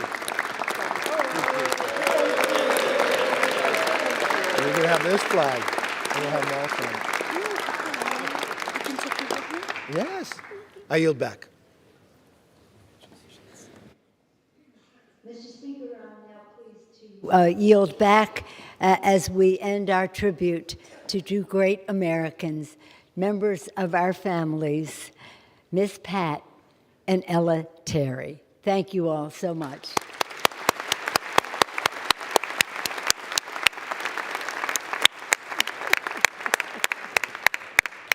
Pursuant to House Resolution 1494, this time has been designated for taking the official photo of the House of Representatives in session. The House will be in a brief recess while the chamber is being prepared for the photo. As soon as the photographer indicates that these preparations are complete, the chair will call the House to order to resume its actual session for the taking of the photograph. At that moment, members will take their cues from the photographer. Shortly after the photographer is finished, the House will proceed with business. Pursuant to Clause 12A of Rule 1, the chair declares the House in recess while the chamber is being prepared.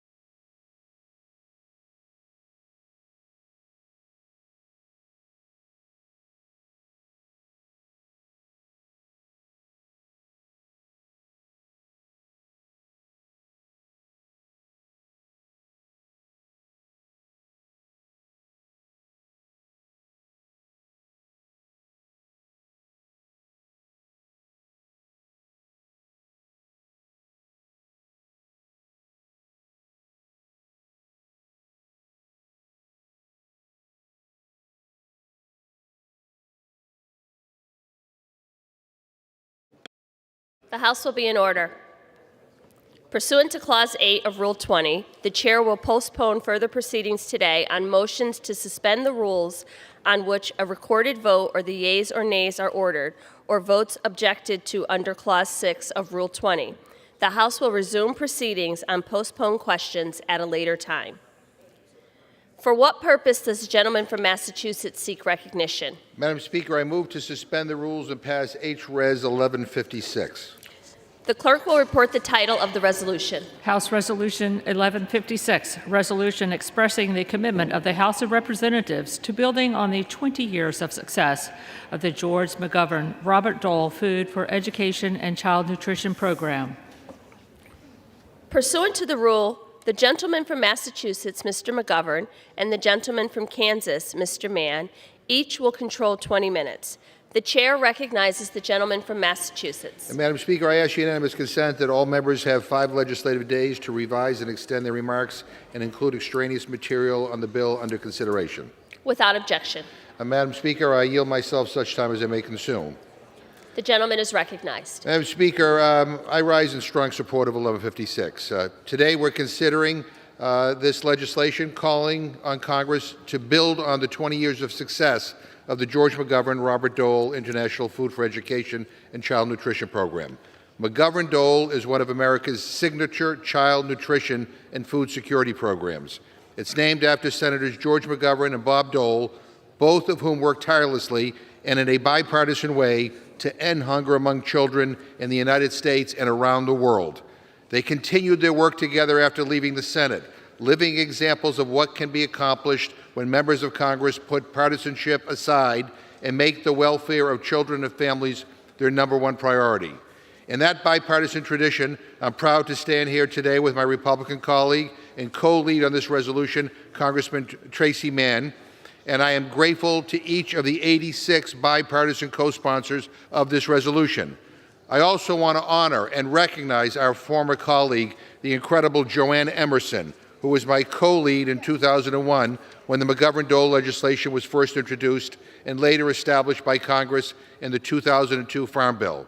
Over the past 20 years, McGovern-Dole has provided life-saving meals in a school setting to over 31 million of the world's most vulnerable children, providing U.S. and international organizations with American commodities, grants, and technical assistance to strengthen child nutrition and education, working through partners like the World Food Program, Catholic Relief Services, World Vision, Save the Children, Counterpart International, and many, many more.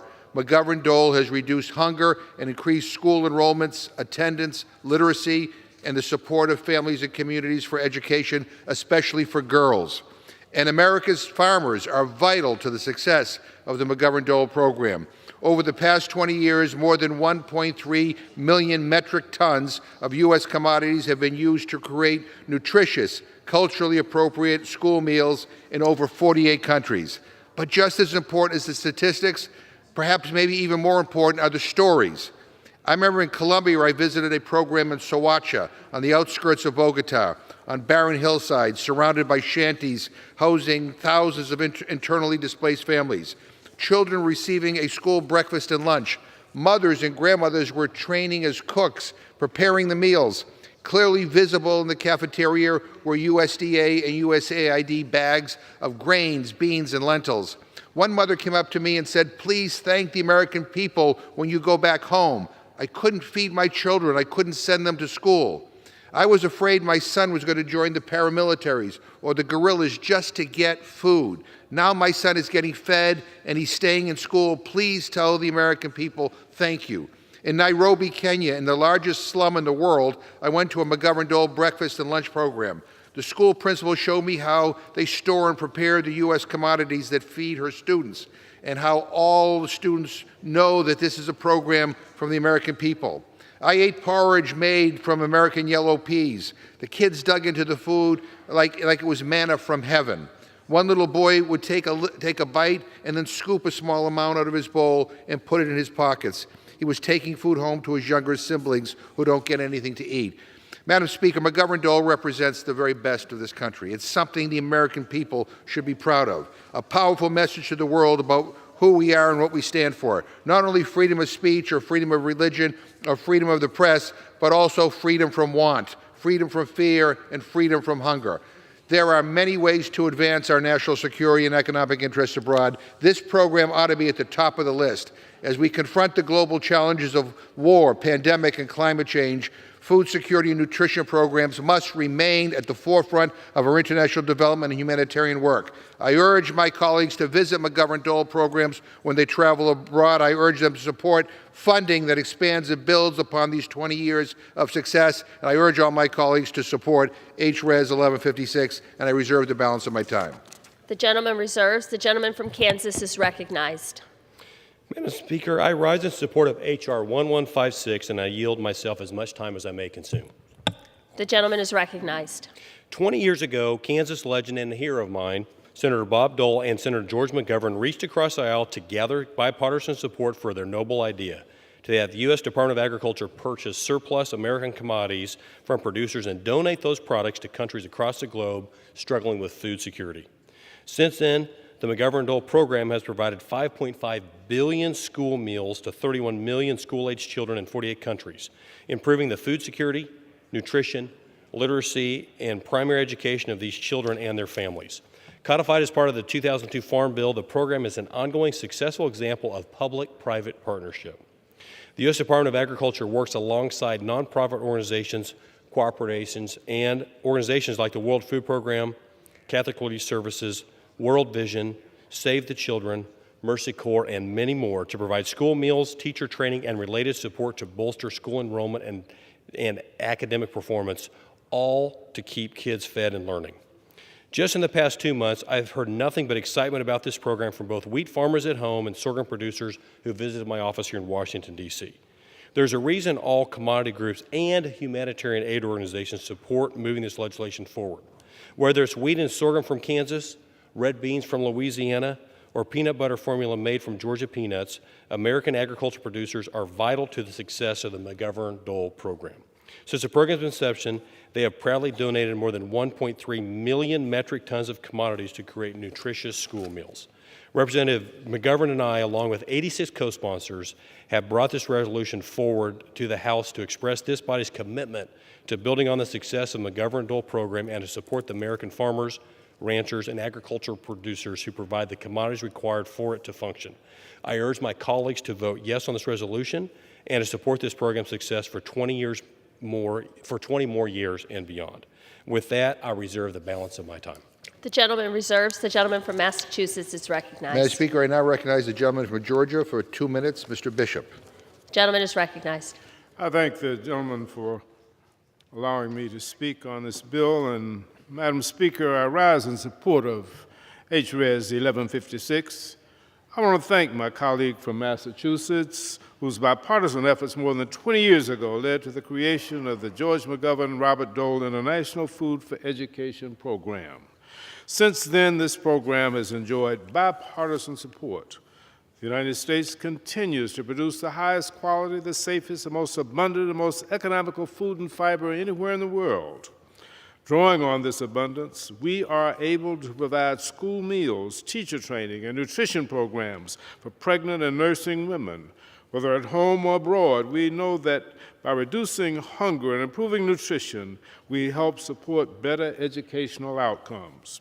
This program is a win-win for America, supporting America's farmers and producers by providing donated U.S. agricultural commodities and using them to help reduce child hunger, improve education, and support greater security in the world.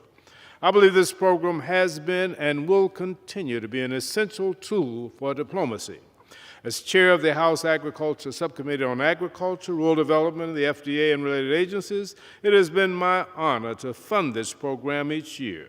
It is true to the spirit of service and compassion that Ambassador and former Senator George McGovern and former Senator Bob Dole embodied. This program helps bring the bounty of America's farmers, ranchers, millers, producers, shippers, and commodity groups to assist vulnerable children and mothers around the world. So in celebrating the first 20 years of its success, I look forward to the program's enduring impact in years ahead. And I urge my colleagues to support this resolution, and I urge passage. I thank the gentleman for yielding, and I yield back the balance of my time. The gentleman from Massachusetts reserves. The gentleman from Kansas is recognized. Thank you, Madam Speaker. I yield 3 minutes to my distinguished colleague from the state of North Carolina, Congressman Rouser.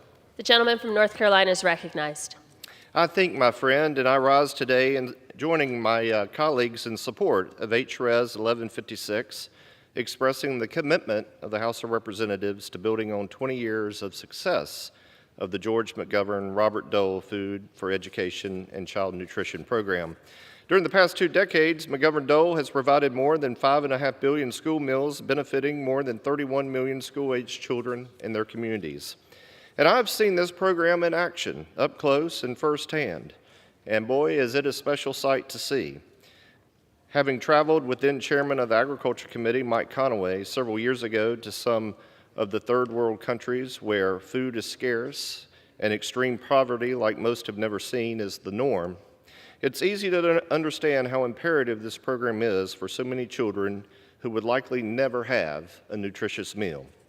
Just as important, and because of how the program was crafted, the McGovern Dole program provides an opportunity to learn, laying the foundation for an improved life through knowledge and then achievement.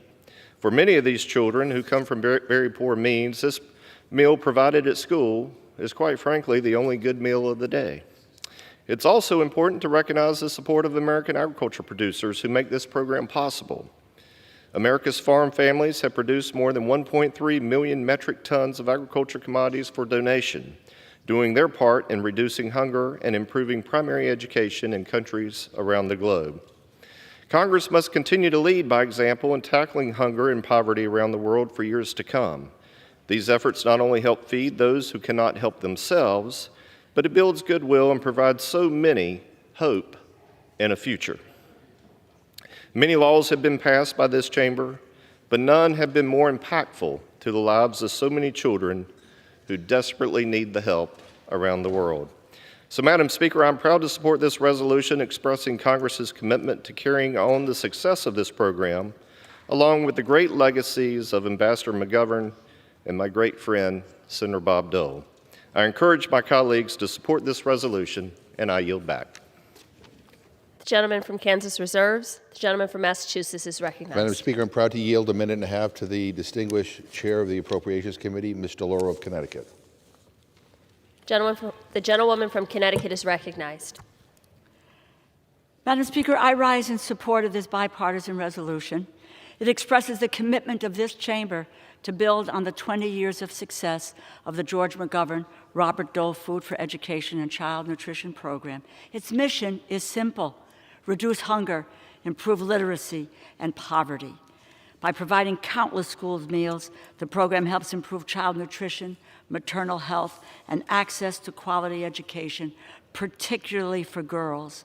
I was proud that the Appropriations Committee was able to include $265 million for this critical program this summer, the most in the program's history.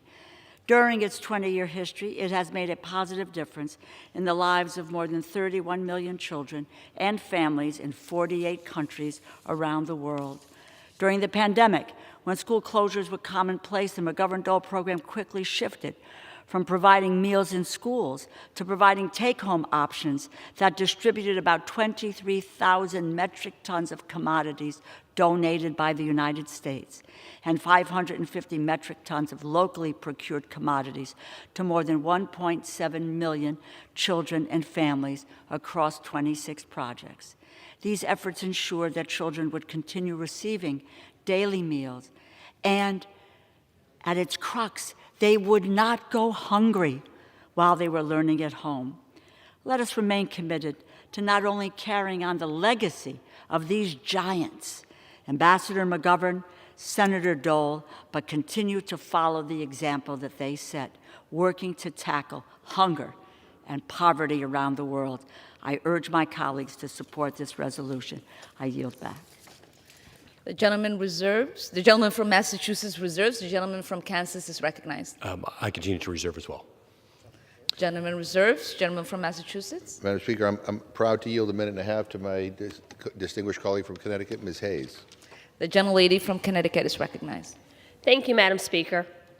I rise in support of the resolution 1156, building on 20 years of success of the McGovern-Dole International Food for Education and Child Nutrition programs. For 2 decades, the McGovern-Dole Nutrition Program has led the way in alleviating hunger and improving food security around the world. I deeply believe in the core values of this nutrition program because as a teacher, I saw with my own eyes that hungry kids don't learn. It is one of the greatest investments Congress can make. By providing at least 1 nutritious meal per day to vulnerable children in schools across the world, we are also investing in their development and their education. Beyond these children and their families, we also continue to support U.S. producers. During my time as the 2016 National Teacher of the Year, I traveled abroad to many countries as an ambassador for education. While abroad, I learned the degree to which other countries look to us to lead the way for food security and childhood nutrition. I was greeted by numerous children on the African continent who thanked me as the American teacher for all of the American programs. Our international food aid programs are not just an exercise of goodwill.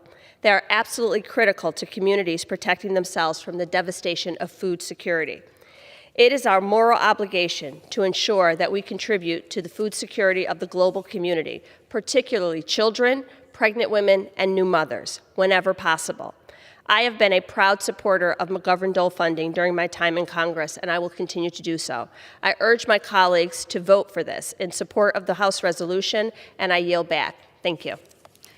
The gentleman from Massachusetts reserves. The gentleman from Kansas is recognized. Madam Speaker, I yield myself as much time as I may consume. Gentleman is recognized. It has been a privilege to advocate for this resolution today.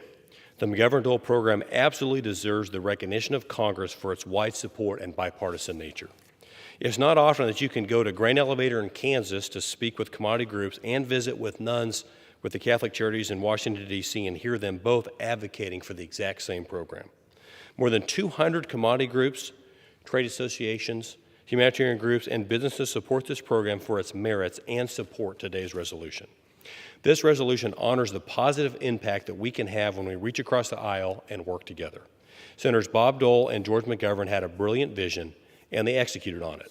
It has been a joy to work with Representative McGovern and more than 86 co-sponsors on today's resolution. Today, we honor the 20th anniversary of the McGovern-Dole program because it is a shining example of strategic and effective foreign diplomacy that we can all support. Today, I urge all my colleagues to vote yes on this simple bipartisan resolution, and with that, I yield back the balance of my time. The gentleman reserved. The gentleman yields. The gentleman from Massachusetts is recognized. Thank you, Madam Speaker. We had one additional speaker, but I don't see her, so let me close. First of all, let me thank my colleague from Kansas, Mr. Mann, for his support of this resolution and for his advocacy on behalf of the McGovern-Dole program. And I really, as we listen to the back and forth here today, it is really quite inspiring to see the breadth of the bipartisanship here, that we're all dedicated to trying to deal with this horrific problem of childhood hunger around the world. Look, hunger is a political condition. We have the resources, we have the funds, we have the infrastructure, we have everything we need to eradicate hunger in this country and across the planet. What we have lacked is the political will. The McGovern-Dole program, inspired by George McGovern and Bob Dole, a liberal Democrat from South Dakota and a conservative Republican from Kansas, their efforts together have made a dent in childhood hunger. It has made a huge difference. It has allowed more young kids, especially girls, to go to school, to become literate, to be able to get an education, to be able to succeed in their countries. And it is so incredible when you travel and you see a McGovern-Dole project anywhere in the world, how grateful people are to the people of the United States for supporting this. Parents are the same everywhere. We all want to make sure that our kids are safe, that they're fed, that they have a good future. And what this program does is it helps parents ensure that their kids' future is bright. I believe that when we talk about national security, it has to be more than just about the number of bombs we have. It has to be about how we alleviate these global challenges like hunger, and in this case, childhood hunger. That's the way we build a more secure and a more stable world. And I am proud of all the organizations that have participated in the McGovern-Dole program. I am proud of all those who have helped administer the McGovern-Dole program. And I am proud to serve with colleagues, Democrats and Republicans, who support this important initiative. So I will close simply by saying this is not only a good program, it is a great program. And at a time when people wonder where the bipartisanship is in Washington, here is an example where we can bring people together. I know I mentioned her briefly in the beginning, but I do want to acknowledge our former colleague, Congresswoman Joanne Emerson from Missouri. She was a strong partner in this effort early on in getting the legislation that established McGovern-Dole up and running, and I can't ever thank her enough. So to all my colleagues, please support H-Res 1156, and please let us all commit to doing more to eradicating hunger and food insecurity here in the United States and around the world in the year to come. And with that, Madam Speaker, I will yield back the balance of my time. The gentleman yields. The question is, will the House suspend the rules and agree to Resolution 1156? Those in favor say aye. Those opposed, no. In the opinion of the chair, 2/3 being in the affirmative, the rules are suspended, the resolution is agreed to, and without objection, the motion to reconsider is laid on the table.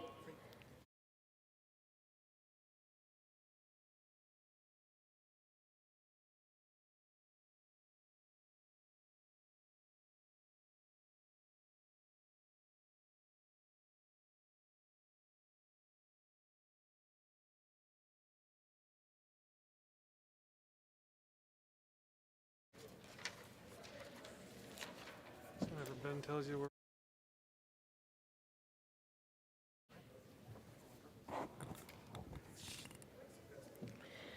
For what purpose does the gentleman from Arizona seek recognition? Madam Speaker, I move that the House suspend the rules and pass the bill S5060. The clerk will report the title of the bill. Senate 5060, an act to redesignate the federal building located at 212 3rd Avenue South in Minneapolis, Minnesota as the Paul D. Wellstone Federal Building and for other purposes. Pursuant to the rule, the gentleman from Arizona, Mr. Stanton, and the gentleman from Arkansas, Mr. Crawford, will each control 20 minutes. The chair recognizes the gentleman from Arizona. Madam Speaker, I ask unanimous consent that all members have 5 legislative days within which to revise and extend their remarks and include extraneous material on S5060. Without objection. Madam Speaker, I yield myself such time as I may consume. The gentleman is recognized. Madam Speaker, I rise in support of S5060, a bill to designate the federal building located at 212 3rd Avenue South in Minneapolis, Minnesota as the Paul D. Wellstone Federal Building.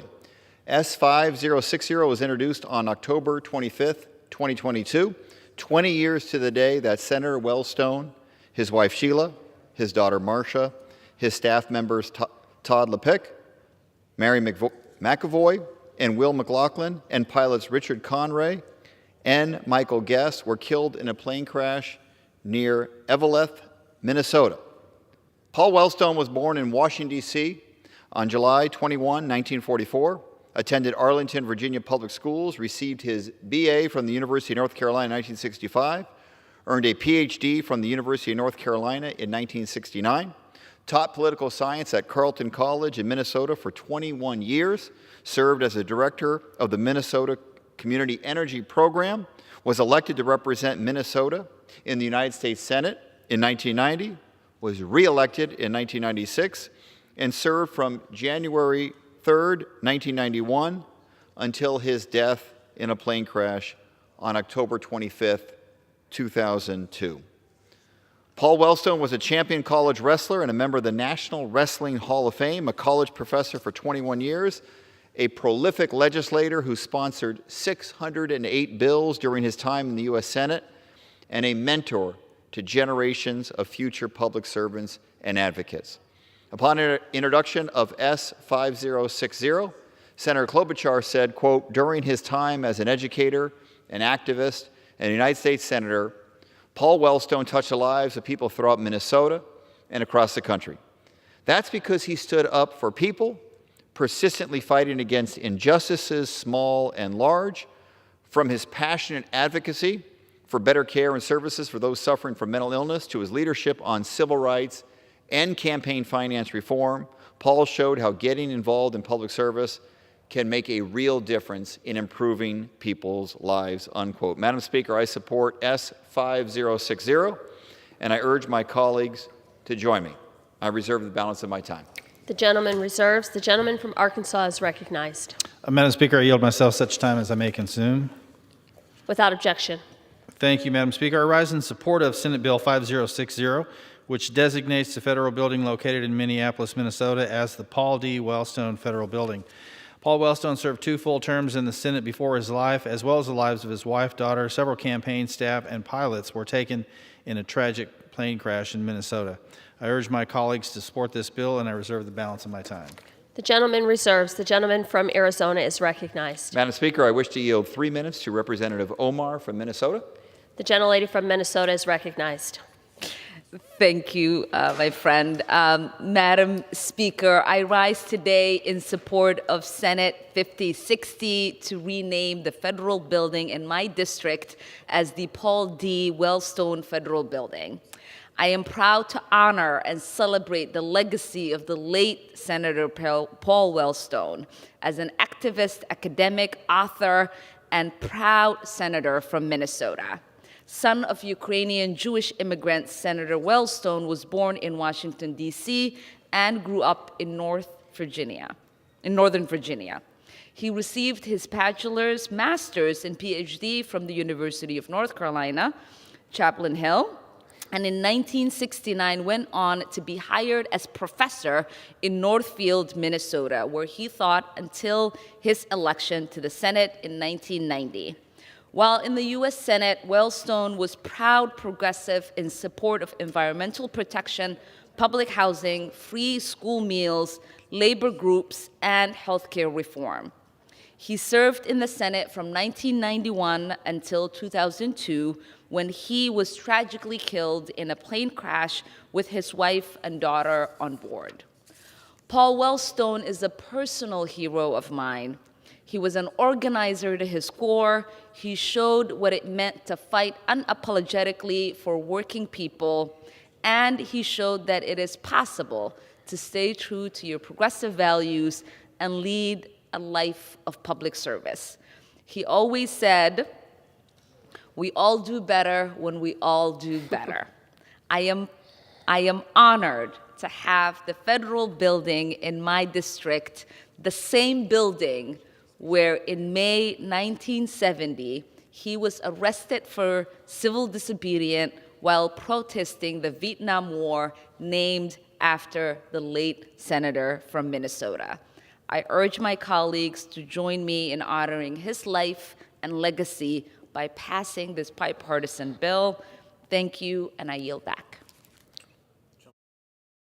The gentleman from Arizona reserves. The gentleman from Arkansas is recognized. I reserve. The gentleman reserves. The gentleman from Arizona is recognized. We have no more speakers on this side. Okay.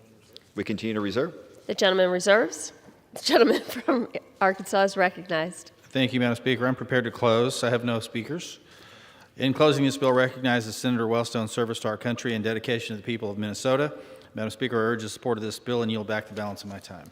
The gentleman yields. The gentleman from Arizona is recognized. Madam Speaker, in closing, this bill honors the life of a dedicated public servant and United States Senator Paul Wellstone. I urge my colleagues to support this legislation, and I yield back the balance of my time. The question is, will the House suspend the rules and pass Senate 5060? Those in favor say aye. Those opposed, no. In the opinion of the chair, 2/3 being in the affirmative, the rules are suspended, the bill is passed, and without objection, the motion to reconsider is laid on the table. For what purpose does the gentleman from Arizona seek recognition? Madam Speaker, I move that the House suspend the rules and pass the bill S4017. The clerk will report the title of the bill. Senate 4017, an act to designate the United States Courthouse located at 111 South Highland Avenue in Jackson, Tennessee as the James D. Todd United States Courthouse and for other purposes. Pursuant to the rule, the gentleman from Arizona, Mr. Stanton, and the gentleman from Arkansas, Mr. Crawford, each will control 20 minutes. The chair recognizes the gentleman from Arizona. Madam Speaker, I ask unanimous consent that all members have 5 legislative days within which to revise and extend their remarks and to include extraneous material on S4017. Without objection. Madam Speaker, I yield myself such time as I may consume. The gentleman is recognized. Madam Speaker, I support the passage of S4017, a bill to name the United States Courthouse located at 111 South Highland Avenue in Jackson, Tennessee, the James D. Todd United States Courthouse. Judge James Todd was born in Scotts Hill, Tennessee in 1943. He received a Bachelor of Science from Lambeth College in 1965 and his Juris Doctor from Memphis State University, now the University of Memphis, Cecil C. Humphreys School of Law in 1972. He was in private practice in Jackson, Tennessee from 1972 to 1983 and served as a judge on Tennessee Circuit Court from 1983 to 1985. In 1985, Judge Todd was nominated and confirmed to the U.S. District Court for the Western District of Tennessee, where he served as Chief Judge from 2001 to 2007, and Judge Todd assumed senior status in 2008. I support S4017 to name a courthouse after the Honorable Judge Todd, and I reserve the balance of my time. The gentleman reserves. The gentleman from Arkansas is recognized. Thank you, Madam Speaker. I yield myself such time as I may consume. The gentleman is recognized. Thank you, Madam Speaker. I rise in support of Senate Bill 4017, which designates the United States Courthouse located in Jackson, Tennessee as the James D. Todd United States Courthouse.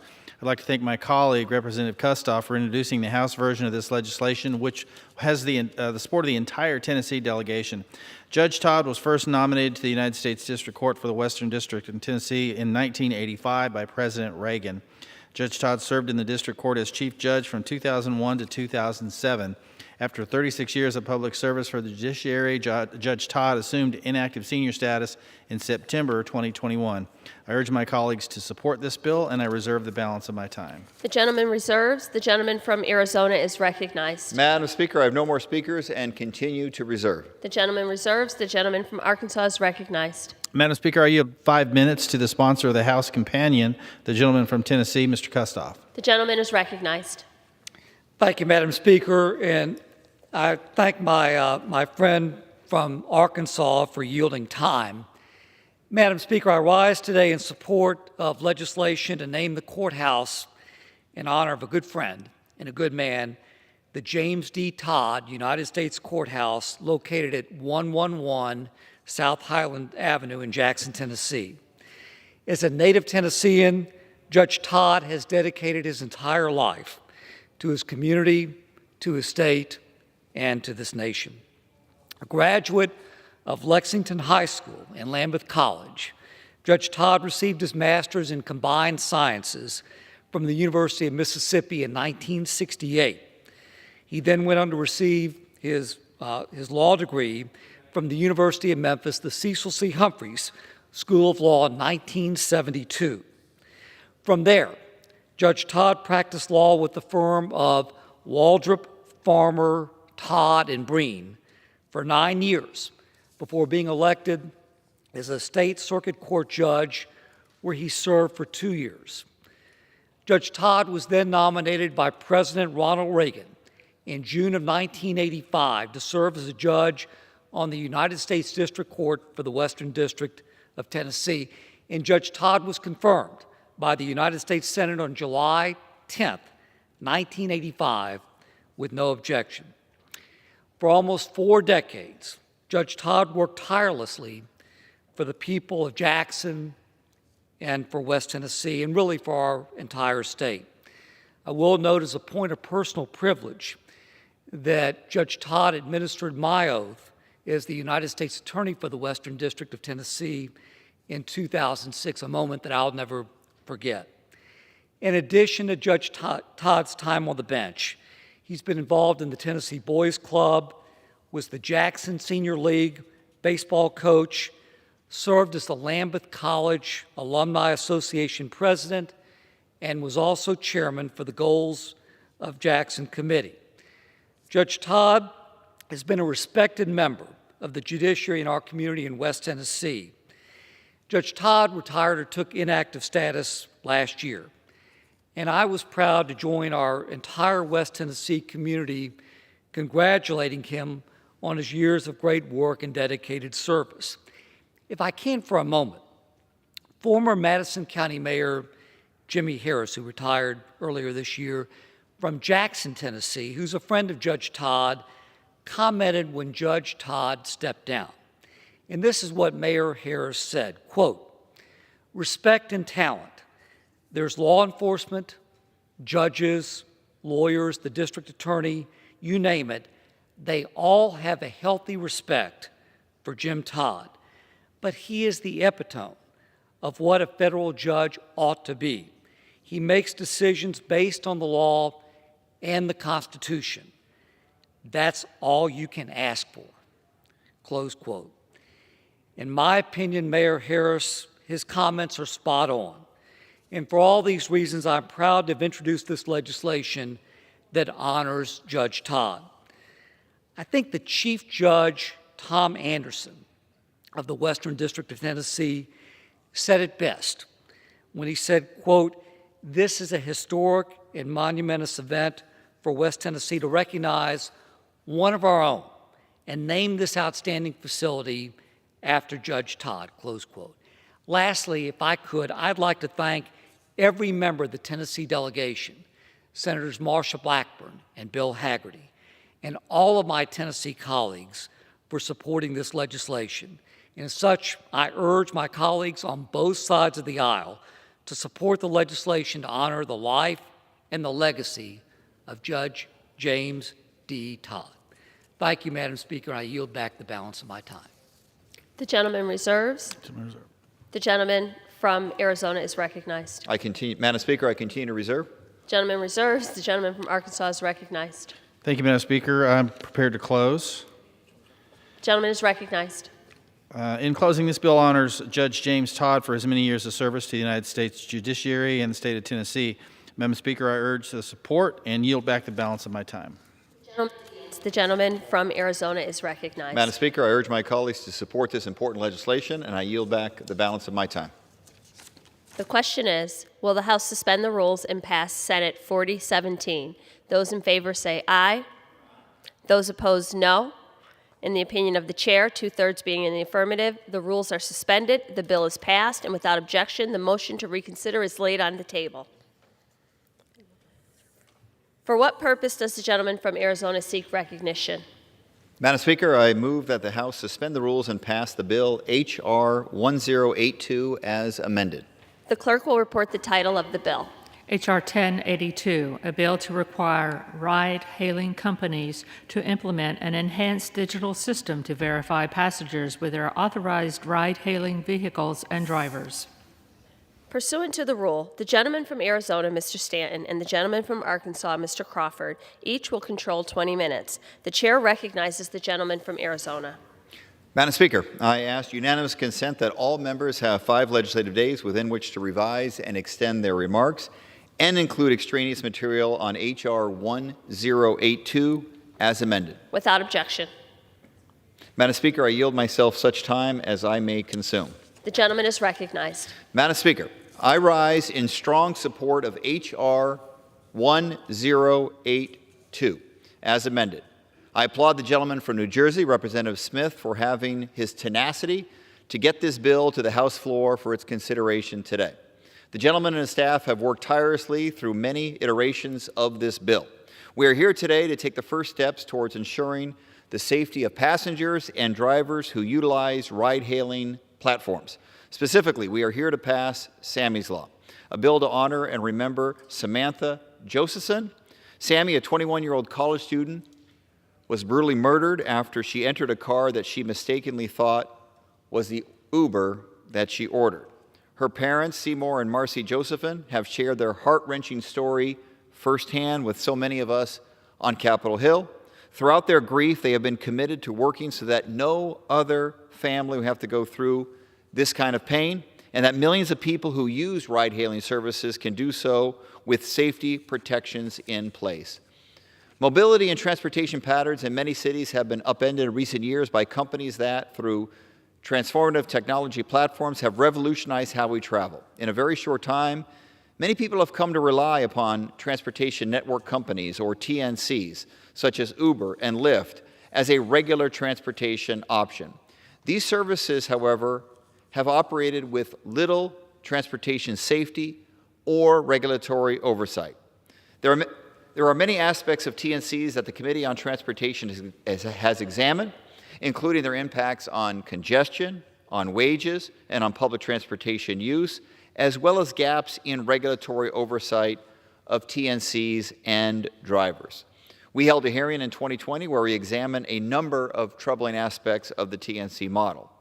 While the bill under consideration today is a scaled-back version of legislation as introduced, it marks an important step in oversight of TNCs. H.R. 1082, as amended, prohibits the sale of any signage that is designed to help a passenger identify a TNC vehicle or that contains TNC's proprietary trademark or logo unless authorized by the TNC. The bill also directs the Government Accountability Office to conduct a study of the incidence of assaults, including sexual assaults, on TNC passengers and TNC drivers. In addition, it directs the GAO to study the type of background checks conducted on prospective drivers of TNC vehicles, including any state and local laws which may require such background checks. Strong and thorough vetting of potential drivers is the first line of defense to ensure passenger safety. The study initiated by this bill will yield important data and will inform decisions on what more needs to be done to protect the ride-hailing community. Lawmakers at the federal, state, and local level will need to think beyond whether ride-hailing gets people from point A to point B and work to ensure that TNC drivers delivers a public service safely and equitably. I support this important legislation and urge my colleagues to do the same, and I reserve the balance of my time. The gentleman reserves. The gentleman from Arkansas is recognized. Thank you, Madam Speaker. I yield myself such time as I may consume. The gentleman is recognized. Thank you, Madam Speaker. I rise today in support of this legislation known as Sammy's Law, and to applaud the dedication and efforts of the gentleman from New Jersey, Mr. Smith, who worked tirelessly on this legislation. As amended, Sammy's Law prohibits the unauthorized sale of transport network company ride-hailing signage, authorizes enforcement policies, and requires the Government Accountability Office to study incidents of physical and sexual assault of passengers and drivers of TNC vehicles, taxicabs, and other for-hire vehicles. Sammy's Law will protect passengers and drivers of TNCs and for-hire vehicles and will ensure important data is collected on TNC-related assault and abuse. I urge support of this legislation, and I reserve the balance of my time. Gentleman reserves. The gentleman from Arizona is recognized. Madam Speaker, I continue to reserve. The gentleman reserves. The gentleman from Arkansas is recognized. Thank you, Madam Speaker. I yield 10 minutes to the sponsor of this bill, the gentleman from New Jersey, Mr. Smith.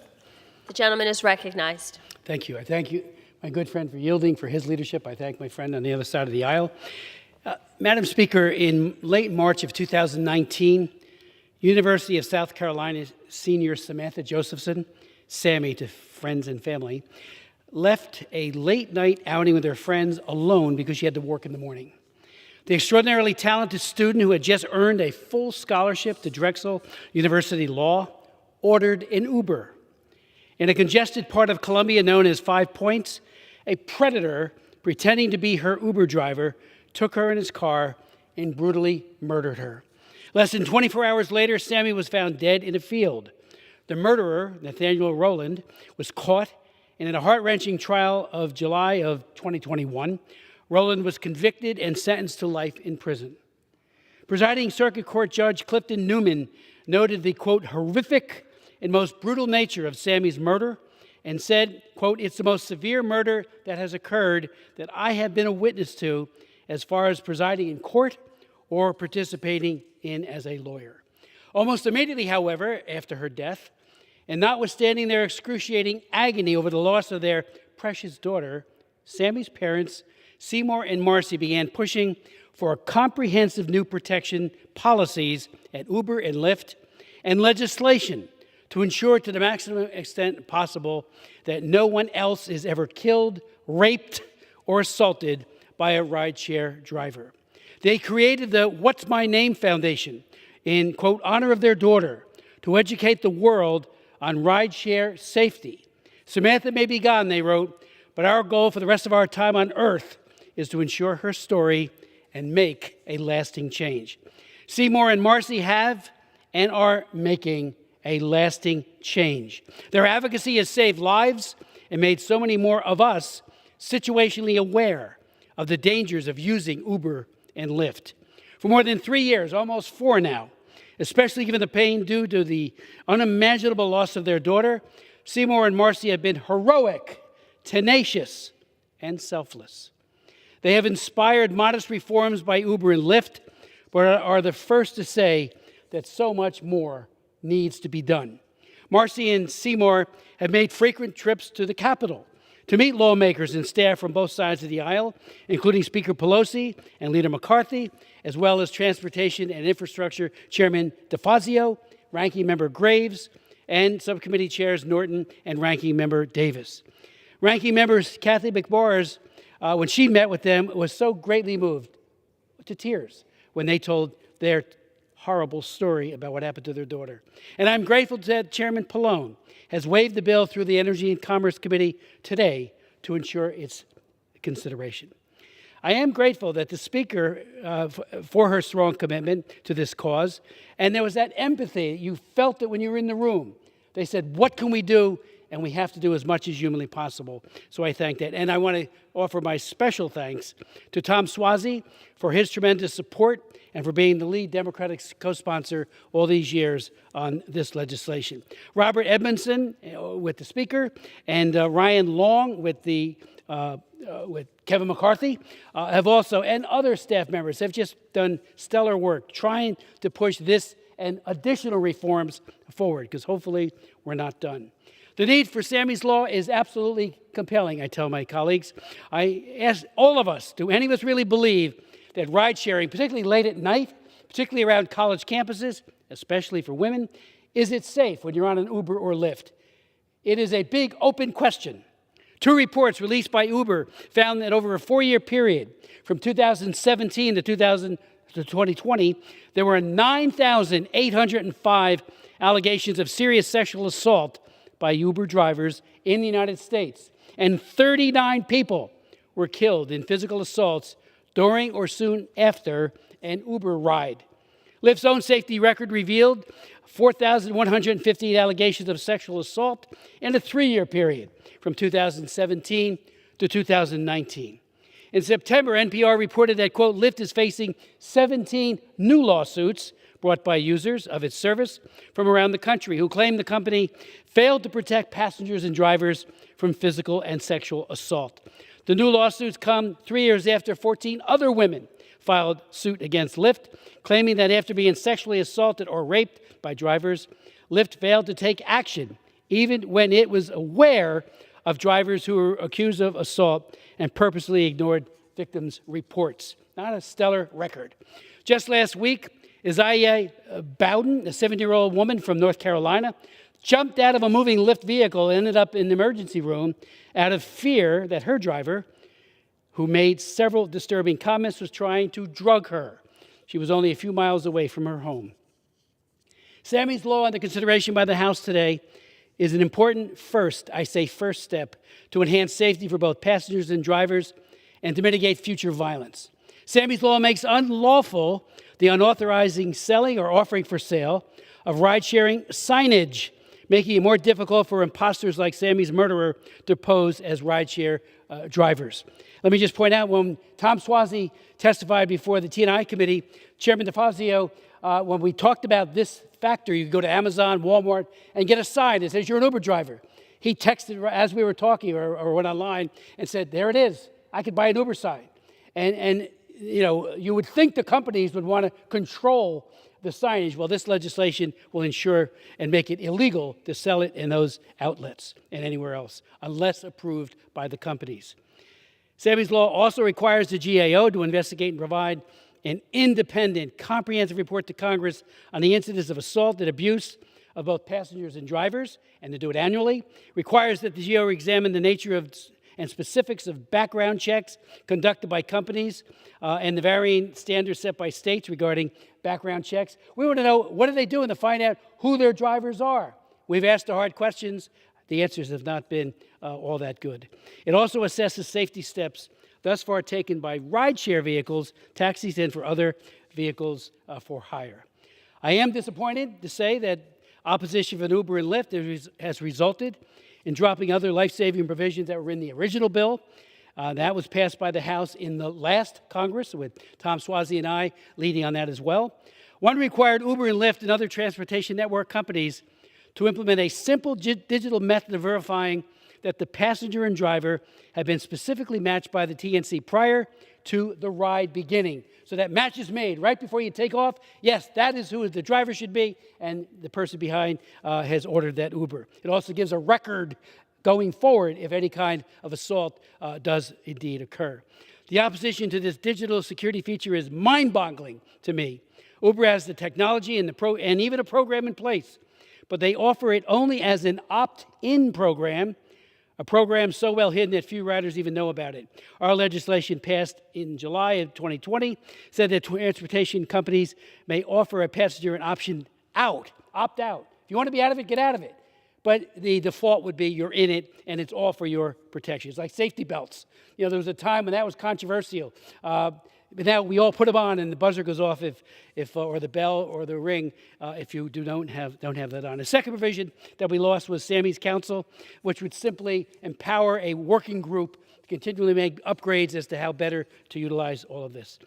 Let me just say finally, Marcy and Seymour at the sentencing part, or before that, at the trial, they inspire us, but they also spoke, and I'll only read a few of their words that they said. I remember watching it on television, and it just broke my heart. And here's what Marcy said. I close my eyes and feel what she endured in his hands. He stabbed her, remember, 120 times. Over and over and over, fighting for her life, locked in his car. I used to have dreams for her, now all I have is nightmares, 120 times. The final moments, her bare feet kicking and fighting for her life. I visualized blood flowing from her body, her joyful body, 120 times. For what? The $35 a college student has in her bank account? The excruciating pain she goes on, put her through, is unimaginable. In 1 second, our lives changed. Her death sliced through my heart. In his statement, Seymour questioned how this could have happened at all, challenging us to prevent it in the future. Again, they have spent so much time, dedicated their lives to this. Nobody else ever has to go through this. He said at the trial, I have repeated nightmares and visions of him, the monster, stabbing her. I have visions of her foot on the back window. I have visions of her screaming and fighting. I have visions of her taking her last breath. I stand here in bewilderment asking how in the world did we get here? That night of her kidnapping and murder, she called me about using my credit card because supposedly hers didn't work with Uber or Lyft. I look at my wife, and she's not even close to being the same. I have lost a huge piece of her along with Samantha. Every day I look at her and only wish I could do something to take that pain away. So I asked my colleagues in Sammy's Law, today we act to protect rideshare passengers and their drivers, and we take an important first step to safeguard others from the unspeakable pain that Seymour and Marcy Josephson now endure. I yield back, and I thank the chair. And I thank you. The gentleman reserves. The gentleman from Arizona is recognized. Madam Speaker, I ask unanimous consent to enter into the congressional record a letter from the chairman of the Energy and Commerce Committee agreeing to waive consideration of H.R. 1082, as well as Chair DeFazio's response, expressing appreciation for his willingness to work cooperatively on this legislation. I have no further speakers on this side. I reserve. Without objection, the gentleman reserves. The gentleman is recognized. Madam The Speaker, gentleman I'm prepared from to close. Arkansas is recognized. Thank you, Madam Speaker. In closing, H.R. 1082 will improve the safety of prospective rideshare passengers by prohibiting the unauthorized sale of ride-hailing signage. This legislation would also help protect all of our constituents as GAO analyzes the occurrence of assaults against both passengers and drivers of for-hire vehicles. Madam Speaker, I again thank Congressman Smith of New Jersey for his tireless efforts and urge support of this legislation. And with that, I yield back the balance of my time. The gentleman yields. The gentleman from Arizona is recognized. Madam Speaker, in closing, this bill honors the memory of Samantha Josephson and takes steps to ensure that a similar tragedy does not occur. I urge my colleagues to support this important safety bill, and I yield back the balance of my time. The gentleman yields. The question is, will the House suspend the rules and pass H.R. 1082 as amended? Those in favor say aye. Those opposed, no. In the opinion of the chair, 2/3 being in the affirmative. For what purpose does the gentleman from Georgia seek recognition? Thank you, Madam Speaker. I request the yeas and nays, please. The yeas and nays are requested. All those in favor of taking this vote by the yeas and nays will rise and remain standing until counted. A sufficient number having risen, the yeas and nays are ordered. Pursuant to Clause 8 of Rule 20, further proceedings on this question will be postponed.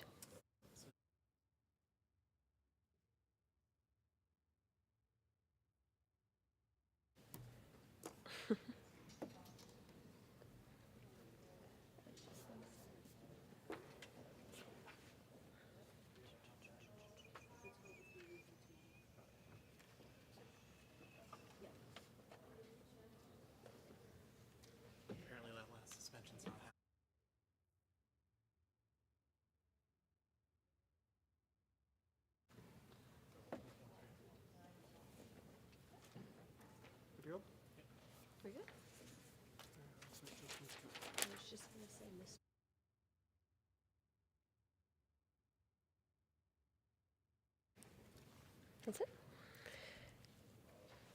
The chair will now entertain requests for 1-minute speeches.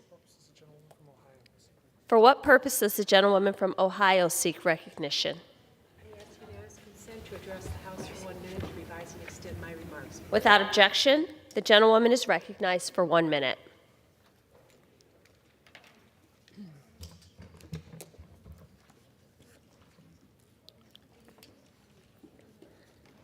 Madam Speaker, I rise today during the Department of Veterans Affairs Week of Action to highlight the PACT Act.